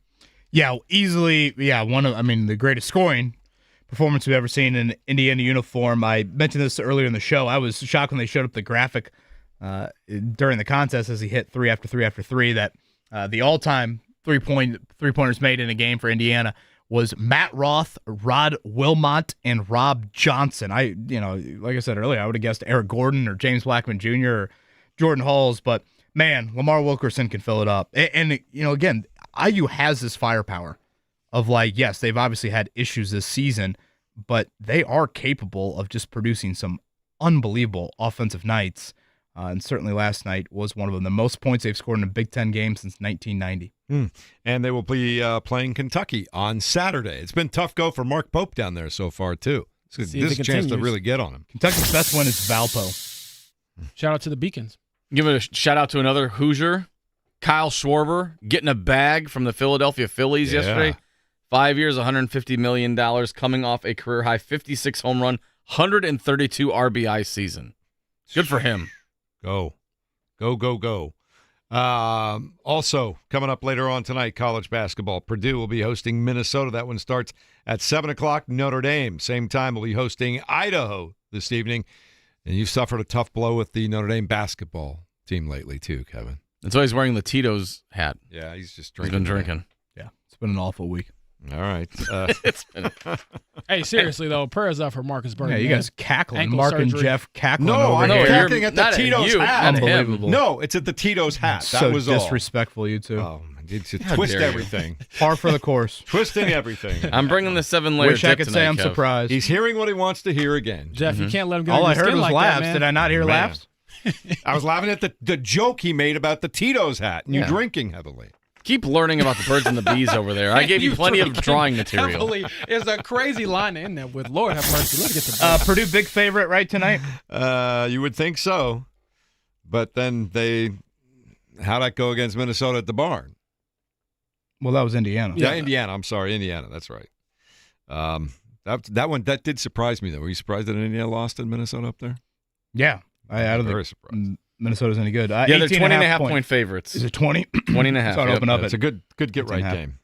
By the way, I saw that just. You want to talk about a horrific sports injury story? I know Indiana hasn't confirmed it, but Kurt Cignetti was kind of weird in his chat post game about injuries.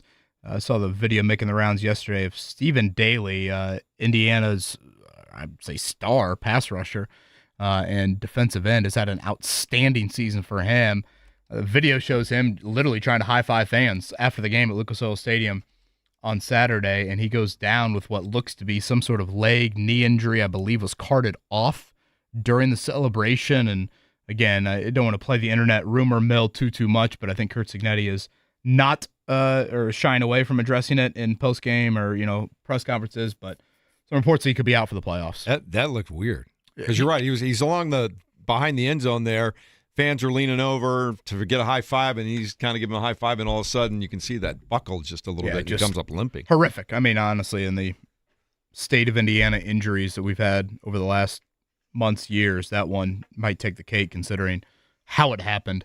And he's been great. One of the best tackle for loss guys in the entire nation, leads the Big Ten in that. So I guess we'll await confirmation on that, but boy, the video was just awful. All right. Anything else you guys want to throw in? All right, coming up in a moment, we'll talk more about the Indianapolis Colts and their chances against the Seattle Seahawks with a quarterback who hasn't played in over 5 years. That's coming up next, 93.5 and 107.5 The Fan.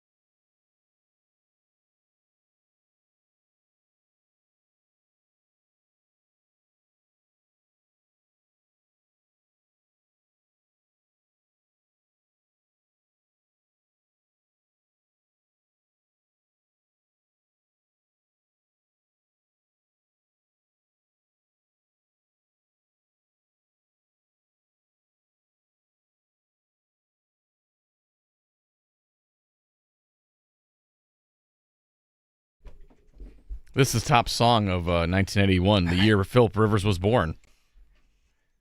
So there you go. 4 years older than the Colts head coach and 6 years older than the Seahawks head coach. Wow. Happy 44th to Uncle Phil. Again, James Boyd, Mark Dighton, Uncle Phil, all birthdays in the same week. How about that? How about quite the threesome there. What do you think chances are that throughout the course of this week, I'm not going anywhere with Minaj. threesome and Phillip Rivers because you want to talk about Michael Phelps level swimming. That is certainly true. He's got enough horsepower for 3 men. Wait, that's going. I'm just going to let those two have their conversation Hey, y'all today. funny. James, I did have a question about your colleagues over at the Old Athletic and the Heisman Trophy. Oh, boy. Am I in trouble? So, by the way, if you I don't missed get a it, vote for those listening. if you missed it yesterday, I thought Dave Dunn, great stuff. Fernando Mendoza's high school coach, he joined us. Again, the Heisman Trophy ceremony is Saturday, the same time as Indiana-Kentucky basketball. Opposite networks, of course. So we know Diego Pavia from Vandy, Jeremiah Love from Notre Dame, Julian Say in Ohio State, the other Heisman finalist with Fernando Mendoza.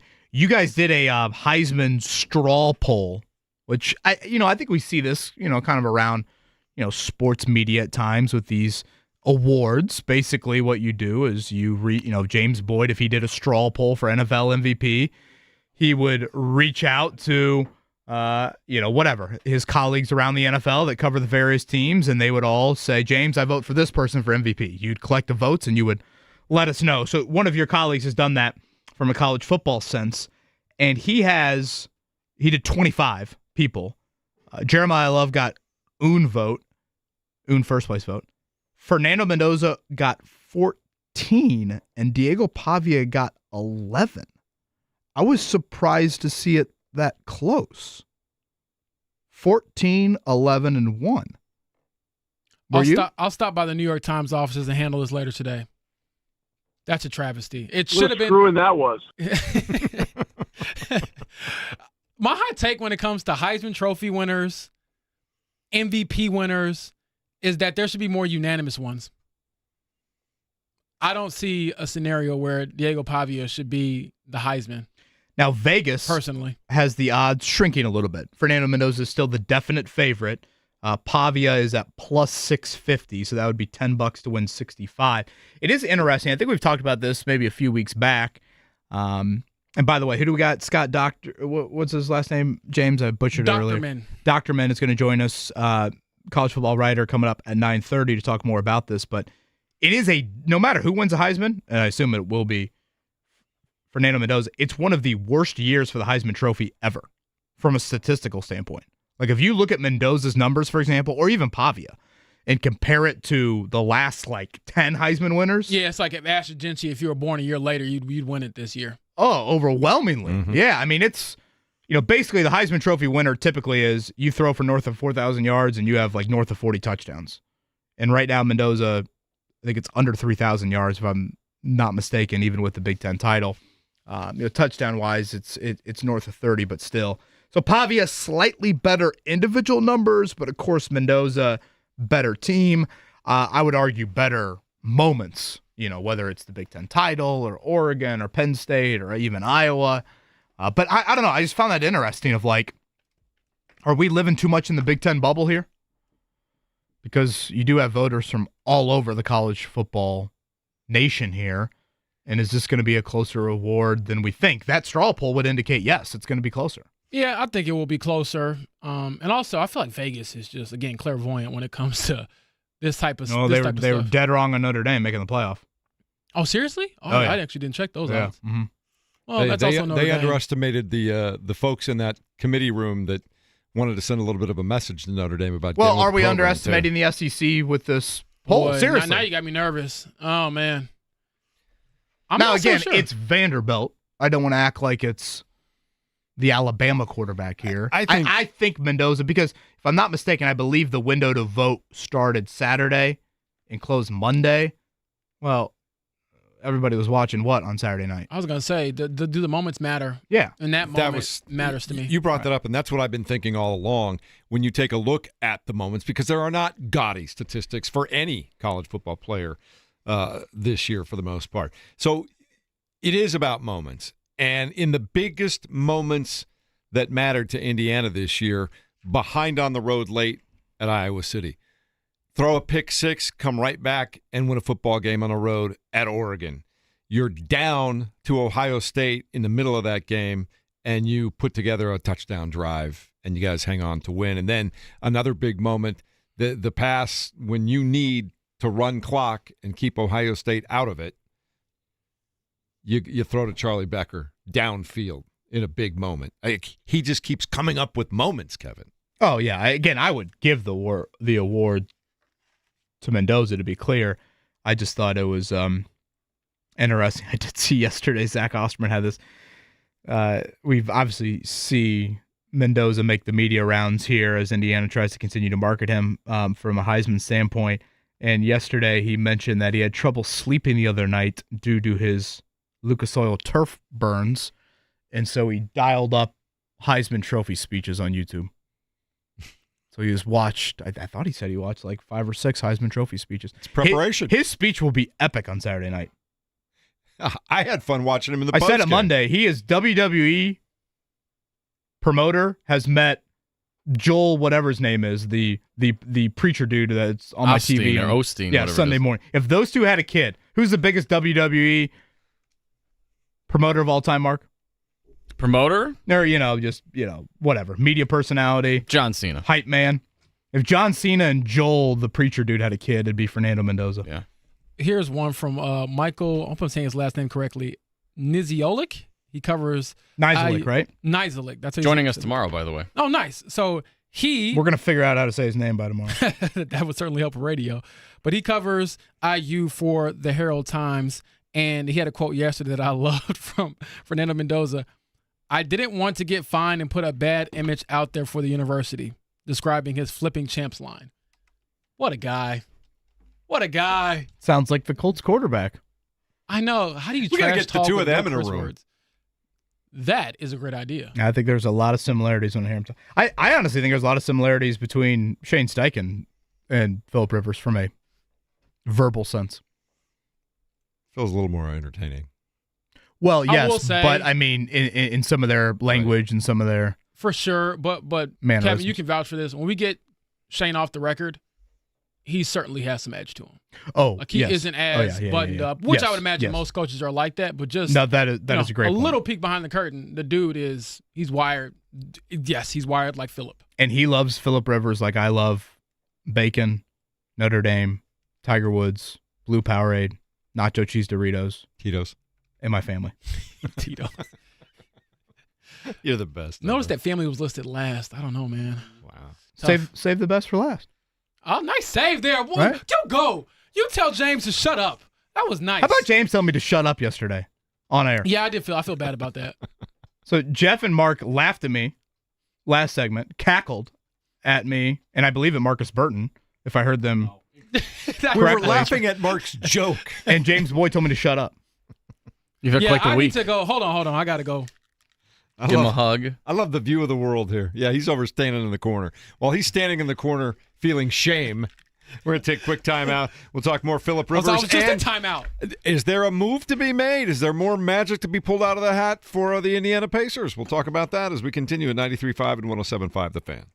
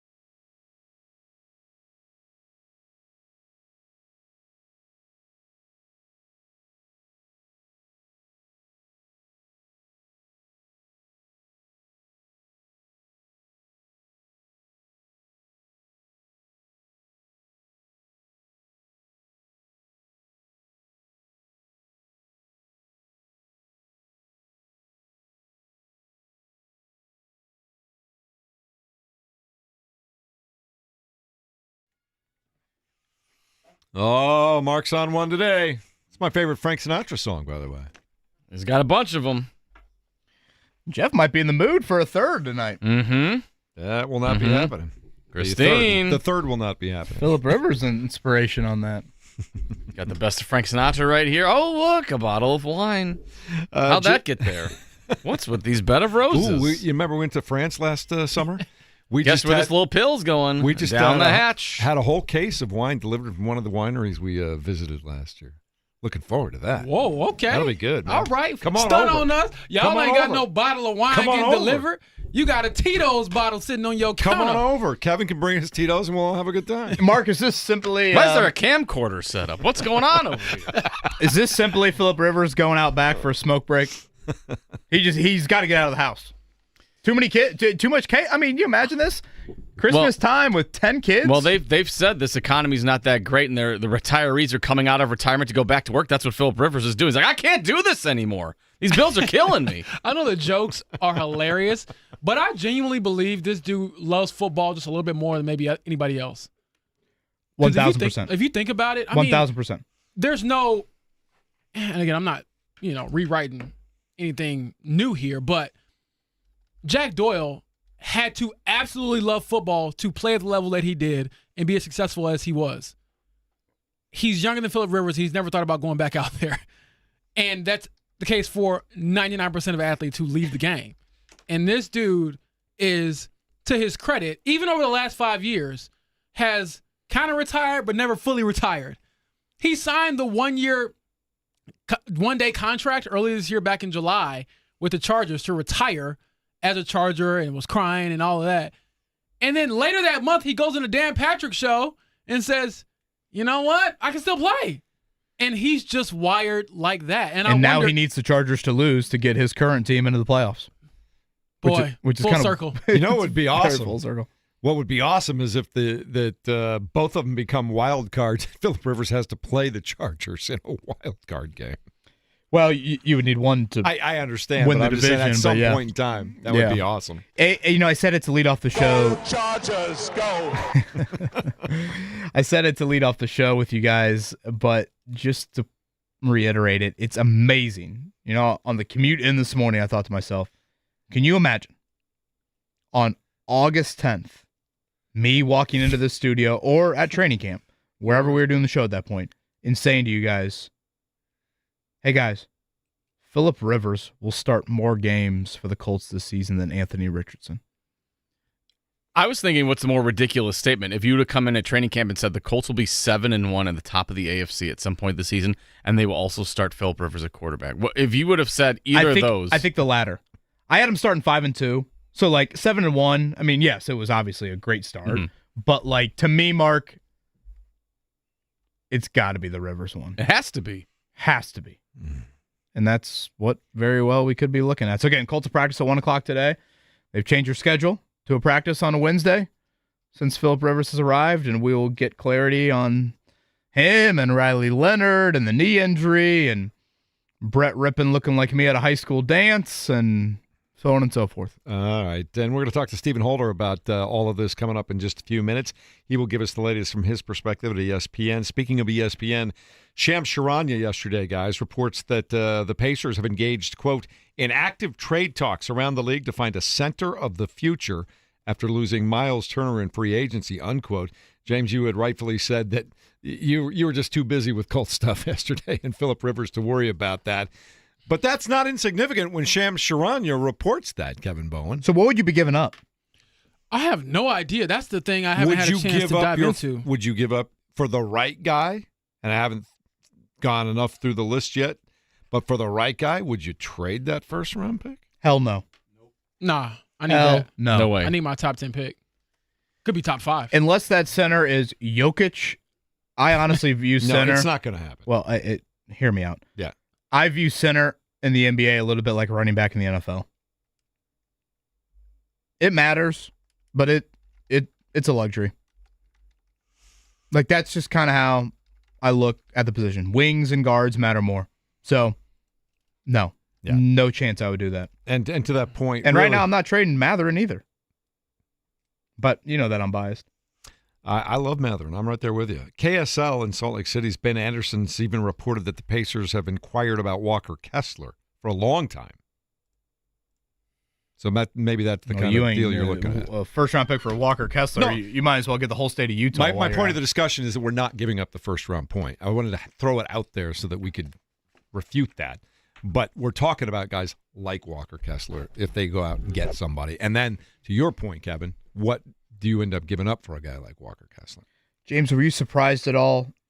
No injured reserve for Mooney Ward yesterday. The Colts made several roster moves involving cornerbacks, but nothing for Mooney Ward. I hate to even say it, but it's the reality of covering an NFL team. I mean, he doesn't play the rest of the season, right?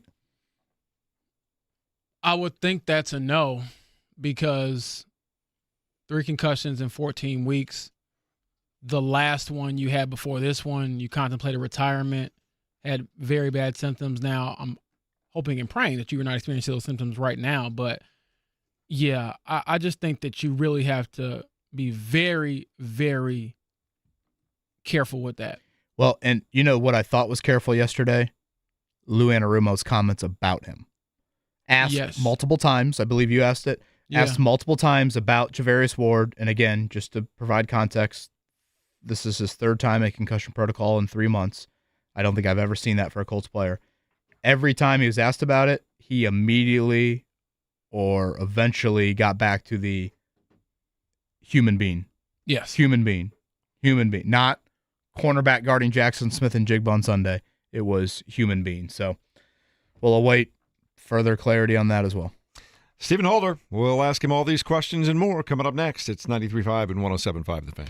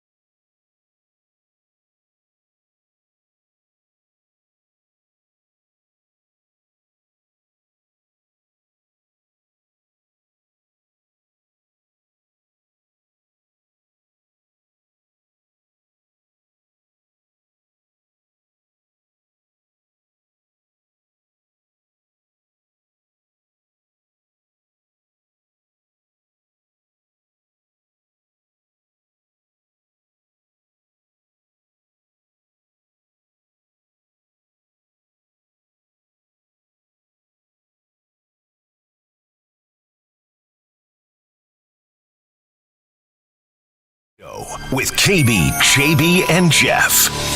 From multiple sources, 44-year-old Philip Rivers is signing to the quarterback-needy Indianapolis Colts. Hey, I've seen this one. This is a classic. What do you mean you've seen this?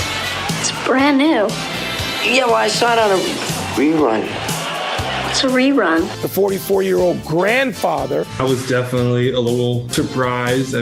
But if there is one guy to call who can do something like this, it's definitely him. To be leading the Colts into the playoffs and potentially to a Super Bowl. You can do it! Get that old ass of yours in the end zone! We got to win this thing! It feels a little desperate to me. You're 44, bro. Get rid of the rock. Do not hold it. Don't double pump, and you ain't fast enough to get out of the pocket. Let that thing go. Realistically, who knows what Phil's capable of? I'm going to say a Super Bowl. That's my realistic. Yeah. We're still in this thing. We are very much alive. Future's now, old man. Gotta get back in time. Great job, as always, by the one and only Mark Dykton here as we get ready for hour number 3 of the Fan Morning Show with KB, JB, Jeff, and, of course, Mark Dykton. That whole thing, and the thing that jumps out at me, Kevin Bone, is Tony Kornheiser saying, this feels a little desperate to me. Yeah! How else would you describe it? Desperate, entertaining, frightening, genius.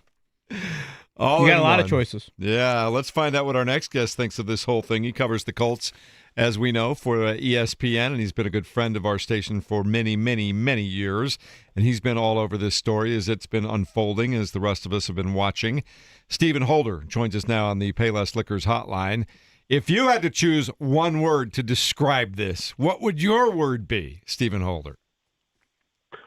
Ouch, because when you're 44, and I can relate because I'm a few years older, everything hurts, okay? My neck hurts when I got up this morning. My shoulder hurts a little bit because I slept a little crooked. The back is okay today, but give it time. That's life, man. In your mid-40s, okay? I don't know, man. But I am here for this. Let me just tell you, my whole take on SportsCenter yesterday, when they asked me what I thought, I said, well, I'm a storyteller. And damn it, y'all just gave me a great story. So let's go. I am here for it. I don't know what is going to come out of this, but I am on the edge of my seat. Again, we're speaking to Stephen Holder, Colts reporter for ESPN and our resident celebrity in the media room. Great to see you on TV, Stephen. I should be a lot richer if I was a celebrity. That just doesn't calculate, but go ahead. But speaking of celebrities, Philip Rivers certainly has a track record and a resume that could potentially put him in the Hall of Fame, albeit a little bit later if he actually joins the active roster. So let's start there, Stephen. How realistic do you think it is for him to get activated and join this team as their second healthy quarterback? I think it's actually really seriously possible. You think about it. You don't make that phone call unless this is a real possibility, I think. Because if you're Philip Rivers, you're not just going in there to just, maybe, sort of, kind of, if we need you, we'll call you. Yeah, the possibility had to be real. And I'm not suggesting that he's definitely playing. I'm not saying that. I do think there is still some uncertainty about Riley Leonard and whether he can play. He hasn't been ruled out. That is for sure, right? But they have to have a lot of doubts. You and I talked to Shane Steichen on Monday, and the vibe I got from him was that this is a real thing. He didn't have any answers, and he seemed like almost admitting, like, yeah, we got problems. You could just kind of read his body language. And I gotta tell you, I think if Riley can't play, I think they go with Phillip, and this is what we're going to see on Sunday. Yeah, when Shane got real vague about the Brett Rippon answer, I thought to myself, oh boy, they're doing something that is out of the ordinary. Right. That was the old, right. What are we? And you're like, well, give it some more time. Yeah, and then sure enough, here we are. Here's time. Stephen, I guess I'm going back, and I apologize, but you were obviously on the beat when Philip Rivers did play for the Colts in 2020, and then he retires, I've always heard like mixed things on that. Like, did he really want to be done? Did the Colts tell him they wanted to go in a younger direction? Remember, it was a 2-year deal originally for Rivers. Do you remember ever getting any clarity on that? So if I recall, I think they gave him a 1-year deal. It was like $25 million. But if I know what you're referring to, and I believe it was sort of an unwritten second year, if you will, right? Like it was kind of a handshake. Like, well, we'll do it on paper for 1 year, but the idea is give us 2 years so we can figure out where we're going. You know? And him and Frank Reich had a similar relationship to that of Shane Steichen and Phillip. So there was really, a seamless transition there. I remember the day the news came out that Phillip was retiring. He made that announcement. I had a long talk with Frank Reich on that very day, and he was bummed about it a little bit because he hadn't quite moved on. And I don't think the Colts had either, but they did tell Phillip, we want to consider our options.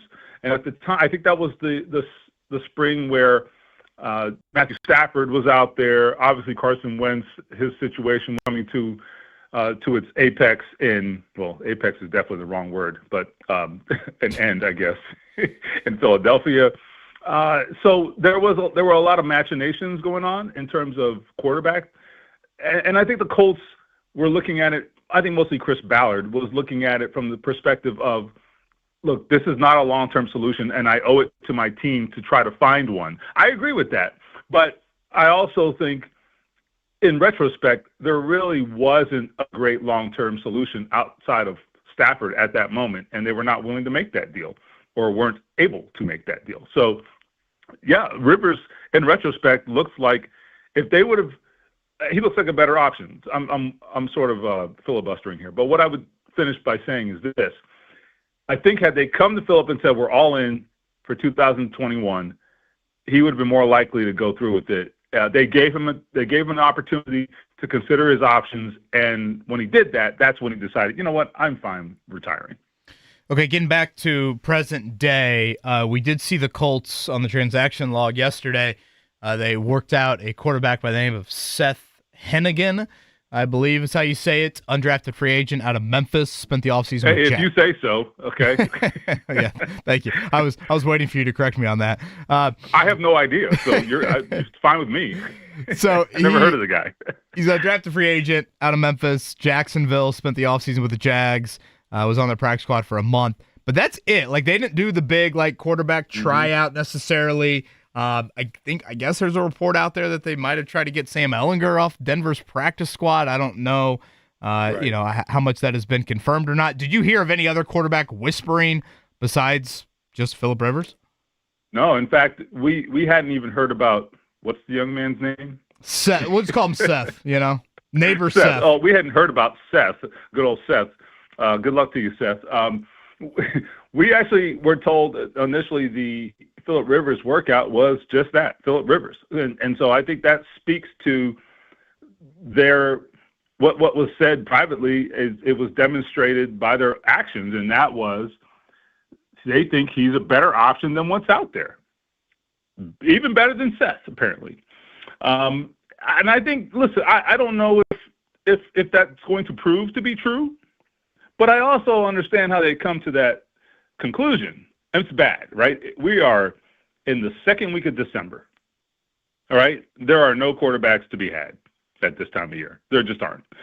You can recall, I think it was, I don't know, maybe late 2010s. Do you remember the year the Colts had, I think in week 17, had no quarterback. They had some injuries, and they signed two guys off the street, one being Josh Freeman, who had been out of the league for at least a couple of years, and I can't even remember who the second one was. I mean, Ryan Lindley. We actually Lindley. We had Jack Doyle on about an hour ago. Thanks for being flexible, Stephen.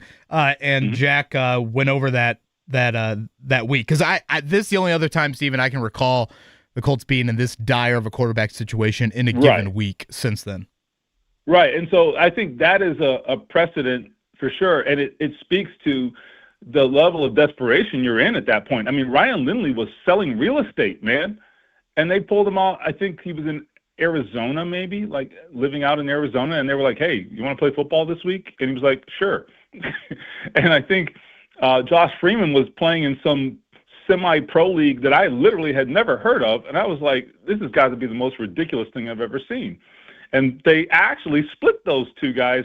I think one played red zone and the other guy played the rest of the snaps. I mean, just the most ridiculous thing. But it was a ridiculous situation. That's where they're at right now. That's how crazy this is. That's like the only point of reference I can even think of. So maybe Phillip Rivers is their best option. Talking to Stephen Holder, ESPN.com. He covers the Colts, and there's a lot to talk about.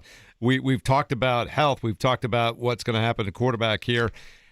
I'm still curious, how's this defense going to hold up against a Seattle offense that all of a sudden with Sam Darnold and some of the receivers they have and a certainly a capable running game? Are you worried about how many points they allow in this game? Yeah, they're missing probably their three best players on defense. So, yes, I think unless there's some miracle and DeForest Buckner gets back this week, I don't know that it's going to necessarily transform things, but it would help. Mooney Ward being in concussion protocol, I'm sure we've kind of covered that this week. That is very concerning. This is his third time this year, so that speaks for itself. You're not going to see that guy this week. If ever, right? Sauce Gardner, I don't get the sense that he's in play this week. And then, as I mentioned already, DeForest Buckner's still trying to get back, eligible to return this week, but it sounds like next week's more realistic from what I understand. So that against that offense and the way it's been rolling and JSN at receiver, and the way that offense has been moving, I just don't know. It has the potential to be ugly. There's no question about it. And the truth is, look, they haven't done a good enough job in the pass rush, and Lou Anarumo admitted that yesterday. They have covered decently, but I think ultimately the personnel losses are catching up to them. That's what it is. This defense was designed to be a defense that was solid at all three levels with the personnel that they had put in place, and they don't have that personnel right now, and you need to be at your best in a game like this, and they are not. Stephen Holder, one more from me. So my colleague Diana Rossini, who I love and respect, she put out there, per source, that Phillip Rivers is in better shape than he was when he played. So what are your thoughts on him being in quote-unquote top-tier form physically? He's probably been doing a little CrossFit, rolling that well, tire man, over, baby. Exactly. I've heard good things about it. I don't know about that. I will say this. Look, I don't agree with that because I don't think that's humanly possible. But listen, I've had sources tell me things that were ridiculous too, and I wrote them, right? I didn't believe it, but I'm like, that's what the guy said, right? Fine. I will say this. One of the things that at least gives some I guess context to the idea that this could potentially work. Potentially, Phillip Rivers couldn't move when he was here. Okay, he not only was immobile, and I think with a stress fracture in his foot. So what are we talking about? We're talking about a guy who never left the pocket, like ever. He is the same guy now in that respect. So we'll see. I mean, it's not exactly the same. You obviously have to be able to navigate the pocket, even if you're not running necessarily away from the defense. You still need to be able to slide, move, navigate, and those are the things that I think are still a big question mark, given how long he's been out of the game. But we will see. He was not, though, the most fleet-footed guy to begin with. So we'll see how much he's fallen off. Steven, last one for me, and again, appreciate the time and being flexible here with us on this Wednesday morning.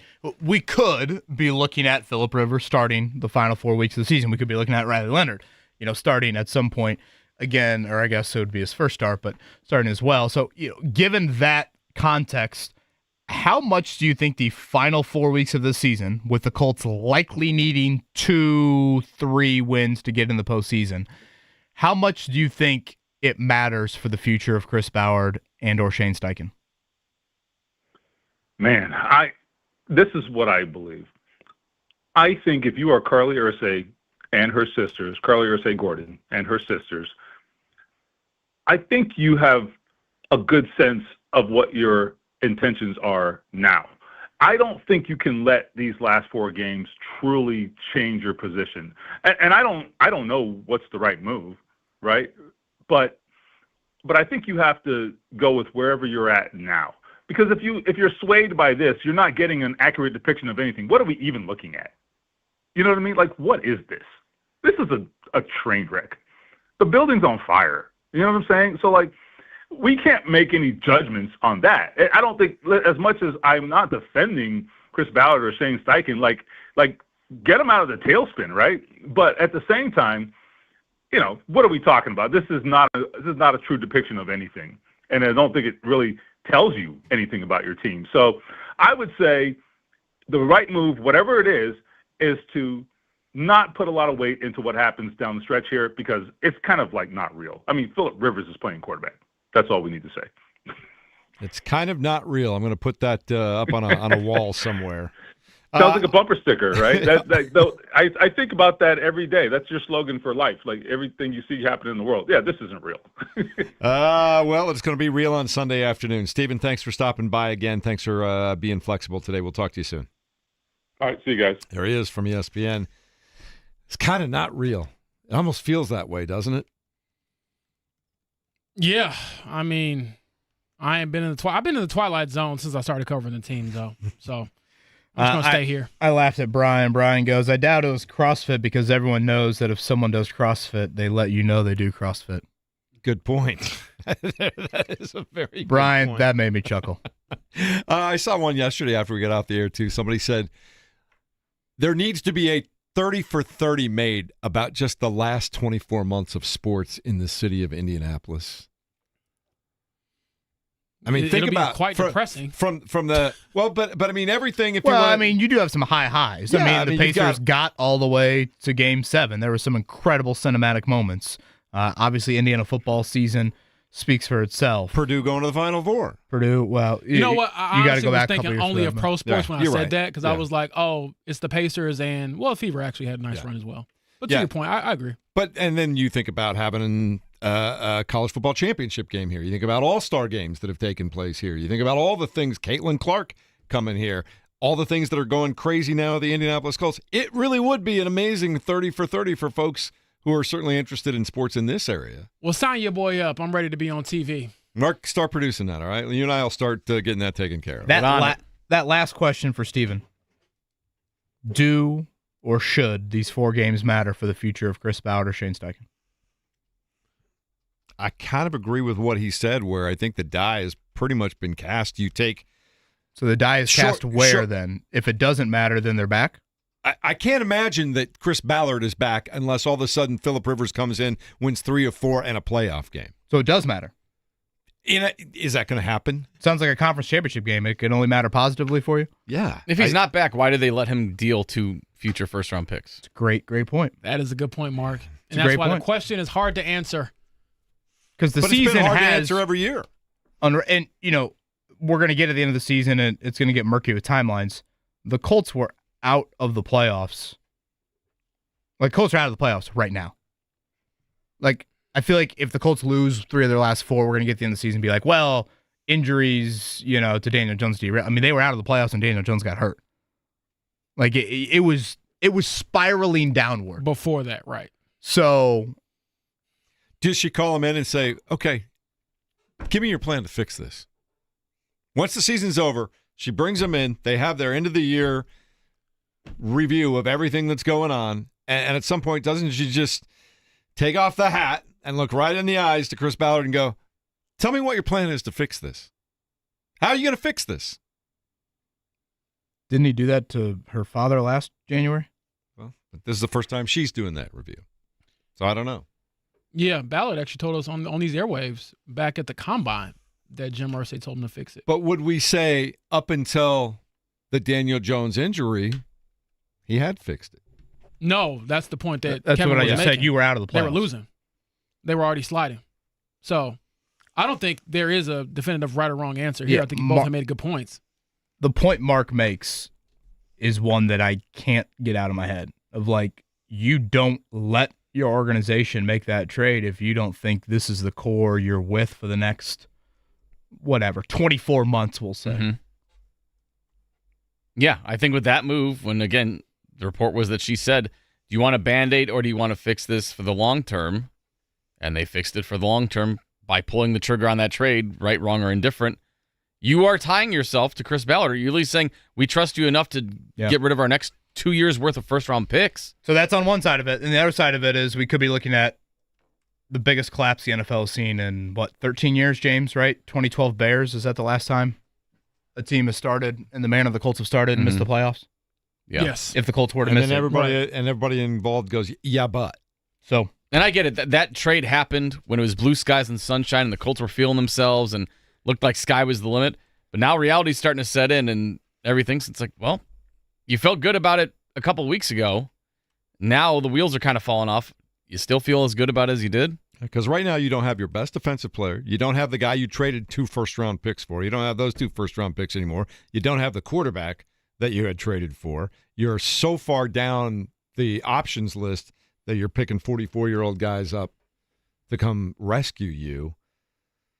And you still have one of the best offensive players in the league on your team. I feel like if he's not back, you are setting up whatever the new GM would be. You're punting his success down the road a couple years because he doesn't have any first-round picks to try to fix what's currently ailing this current team. So I don't know how you can even judge that. Here's Jordan in Carmel who says, definition of insanity, sticking with Ballard and Steichen and expecting things to change for the better. Ballard put us in this position by drafting a quarterback 4th overall with little to no experience playing the position at a high level. He knew that decision would shoot him in for additional years having a job because it would be tied to a project quarterback. We can't keep sticking with his rhetoric of, well, they've done just good enough. Maybe we can get over the hump. It's been half a decade. It's time to make a change. This topic will have bigger discussions upcoming, but aren't we up against it? We are up against it, but we can do a very quick check down.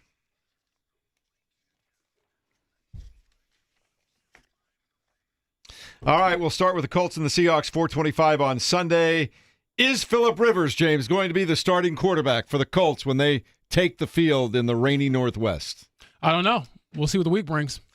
How badly is Riley Leonard hurt? That's the other thing we're looking to find out over the next couple of days. Sounds like Shane has left the door ajar a little bit for that to happen, but it also sounds doubtful, Kevin.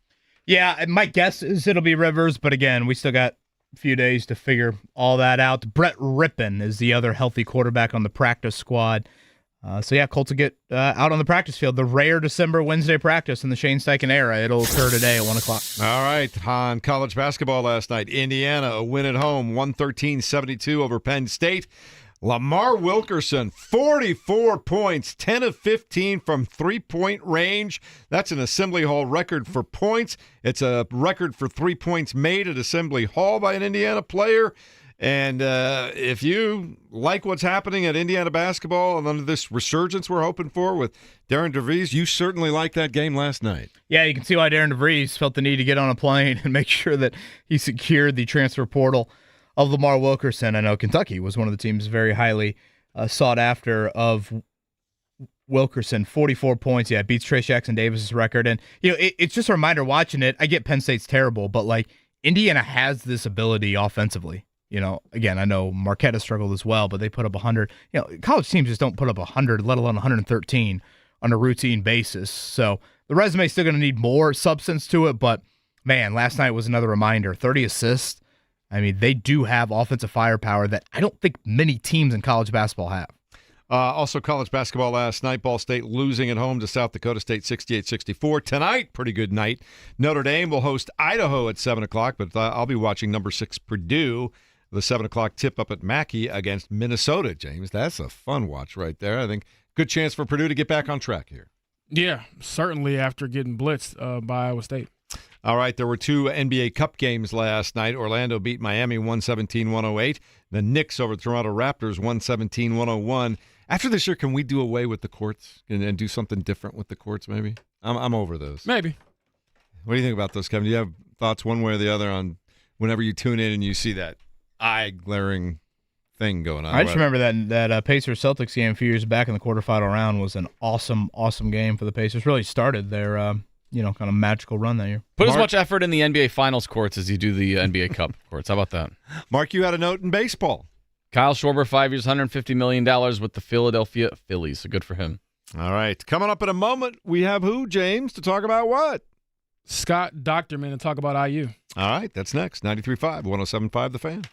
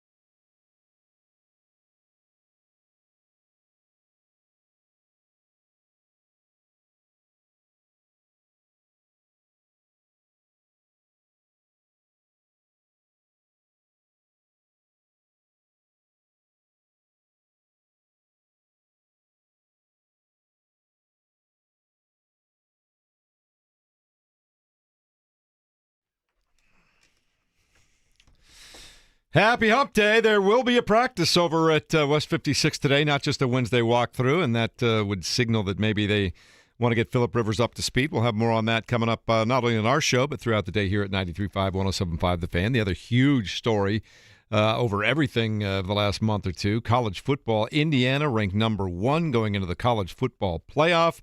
They get a first-round bye, then they'll play in the Rose Bowl, and man, do we have lots to talk about, and that's why we bring in our next guest from The Athletic, Scott Docterman, kind enough to join us here on a Wednesday morning. Fellow athletic writer like our man James Boyd here. Welcome to the show, and what a time to be alive if you're in Indianapolis or Indiana, Scott. I mean, from the outside looking in, how crazy is this?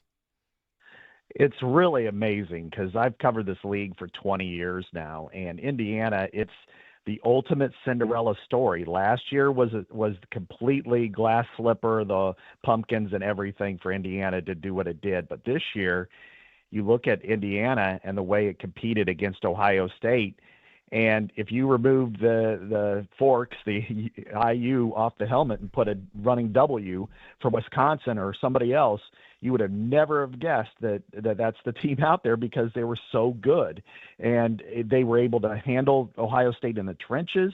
They, of course, had the best quarterback and best player in college football on their team, and they did it without maybe their best receiver, Omar Cooper. I mean, I'm blown away to see what Kirk Cignetti has been able to do at Indiana because it's just this was not a team. They've had stretches, a couple of flashes here and there, Antoine Randall, James Hardy era, even to love each other a few years ago with Tom Allen. Nothing like this. They are legitimately the best team in the country right now. Scott, I know you were boots on the ground here in Indianapolis for the Big Ten Championship, and for those who wanted to be in there indoor and obviously would have loved to be a part of that scene, can you just describe what it was like to see that sort of reaction? And I know you interviewed like a fan who came with his, daughter, and there were tears. So just set the scene for us for one of the more ridiculous, crazy, great nights in college football history.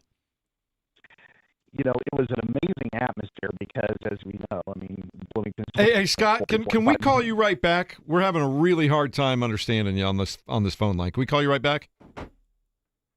Yeah, I think it just died altogether, so that solved that problem. We'll try to get him back. But yeah, he sounded like Ohio State's offense trying to move against Brian Haynes and company. Honestly, good job, Kevin. Big 3rd and 1. Stop. And actually, I think they had 2 of them. Well, the 3rd and 1 they threw to Jeremiah Smith in the end zone. Great coverage there. Yep. And then saying that was a weird QB sneak. Like, I couldn't tell if he slipped or what, but Indiana obviously did a great job there. And then, of course, you had the kick on the last one. All right, we've got him back now, Scott. And James was asking about that great story that you had written. Yeah, just the scene there in the Big Ten Championship at Lucas Oil Stadium. Can you describe what it was like? It was amazing. I mean, you look at the crowd itself. I mean, Ohio State's just down the road, and they travel better than any other fan base in America. But to see the way both sides just kind of exploded through each and every play, seemingly, was incredible. But one thing that really stood out to me versus even the other Big Ten championships or bowl games I've covered was the Indiana fans did want to leave. I mean, half hour, 45 minutes after the game, I'm still out on the field. I'm talking to fans.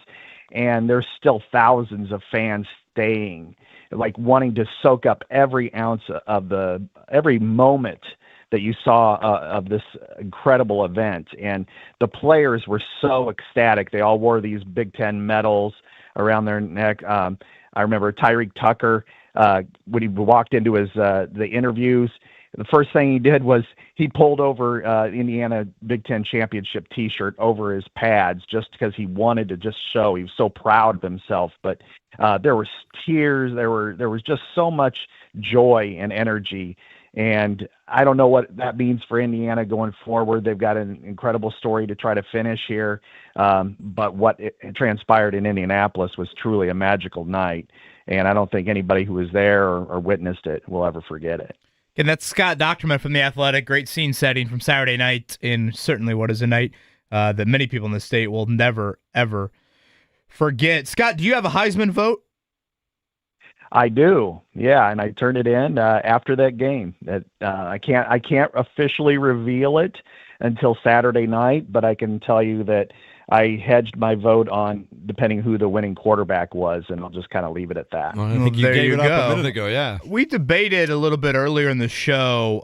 You guys had up on The Athletic that Heisman straw poll, and I believe it was 25 votes, and 14 of them went to Fernando Mendoza, with I think it was 11 or maybe 10 going to Pavia and 1 going to Jeremiah Love. Were you surprised to see it that close, like Diego Pavia, just a couple votes away from winning your guys' version of the much, much tapered down 930 votes of the Heisman? A little bit, but I guess what I look at is, we all live in different regions of the country and cover different people, and I think we have a lot of people who also work and live in the South. And Diego Pavia's had an incredible run, an incredible season, and himself. Coming from New Mexico, and he's combined for more than 4,000 yards passing and running, and Vanderbilt, kind of in the shadow of maybe Indiana. It's had an amazing year, 10 wins for the first time in school history, 6 wins in the SEC. It's never done that before, and he's kind of a different guy, let's put it that way. And I think he galvanized a lot of people in the South. But I'll say this: Fernando, I've seen and covered Indiana 3 times this year, and one was the blowout against Illinois, which Fernando Mendoza could not have missed. He was throwing BBs out there. Oh, Scott, you ain't got to tell me, brother. I'm an Illinois alum. 53-point loss. It hurt me. It was so surprising because basically my whole next week was going to be embedded with the winner. It was going to be either stay in Bloomington area, or I was going to go to Champaign, and so to see Illinois get blasted like that was really surprising. And then the next week I covered Indiana playing Iowa, and they faced a lot of adversity that day. Iowa is a really good team for being 8-4, and punched them in the face. And Mendoza was struggling. He had a lot of blitzing that went right in his face, and yet he hit a 49-yard touchdown pass to win the game inside the final 2 minutes. And then, of course, the other day against the bully of the Big Ten, the flagship program, and to not only lead them on the game-winning drive in the third quarter ultimately, but then that big pass to Charlie Becker that's kind of sealed the game late. It was just a remarkable run for Fernando Mendoza. I think Curtis Rourke was a really good quarterback for IU last year. Did a lot of really good things. Plus, he was injured, so I don't want to take anything away from him. But what Fernando Mendoza does, he tips the field. He's got a huge arm. He can hit every pass, and he's a different personality.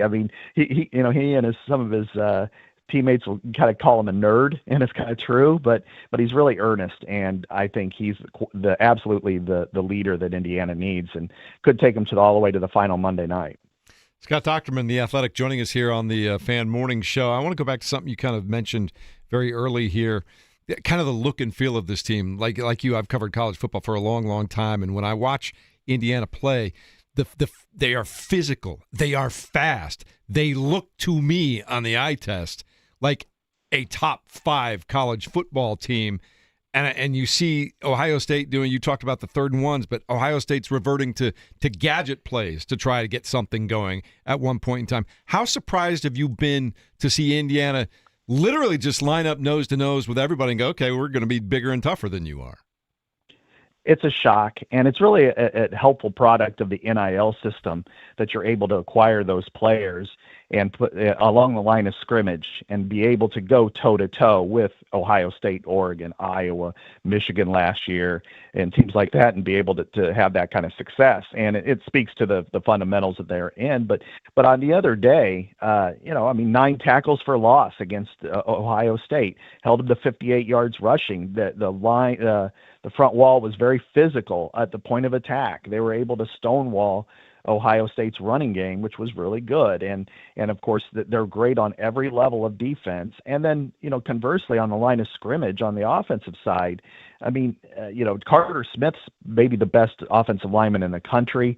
They were one of the 3 finalists for the Joe Moore Award as the best offensive line in the country.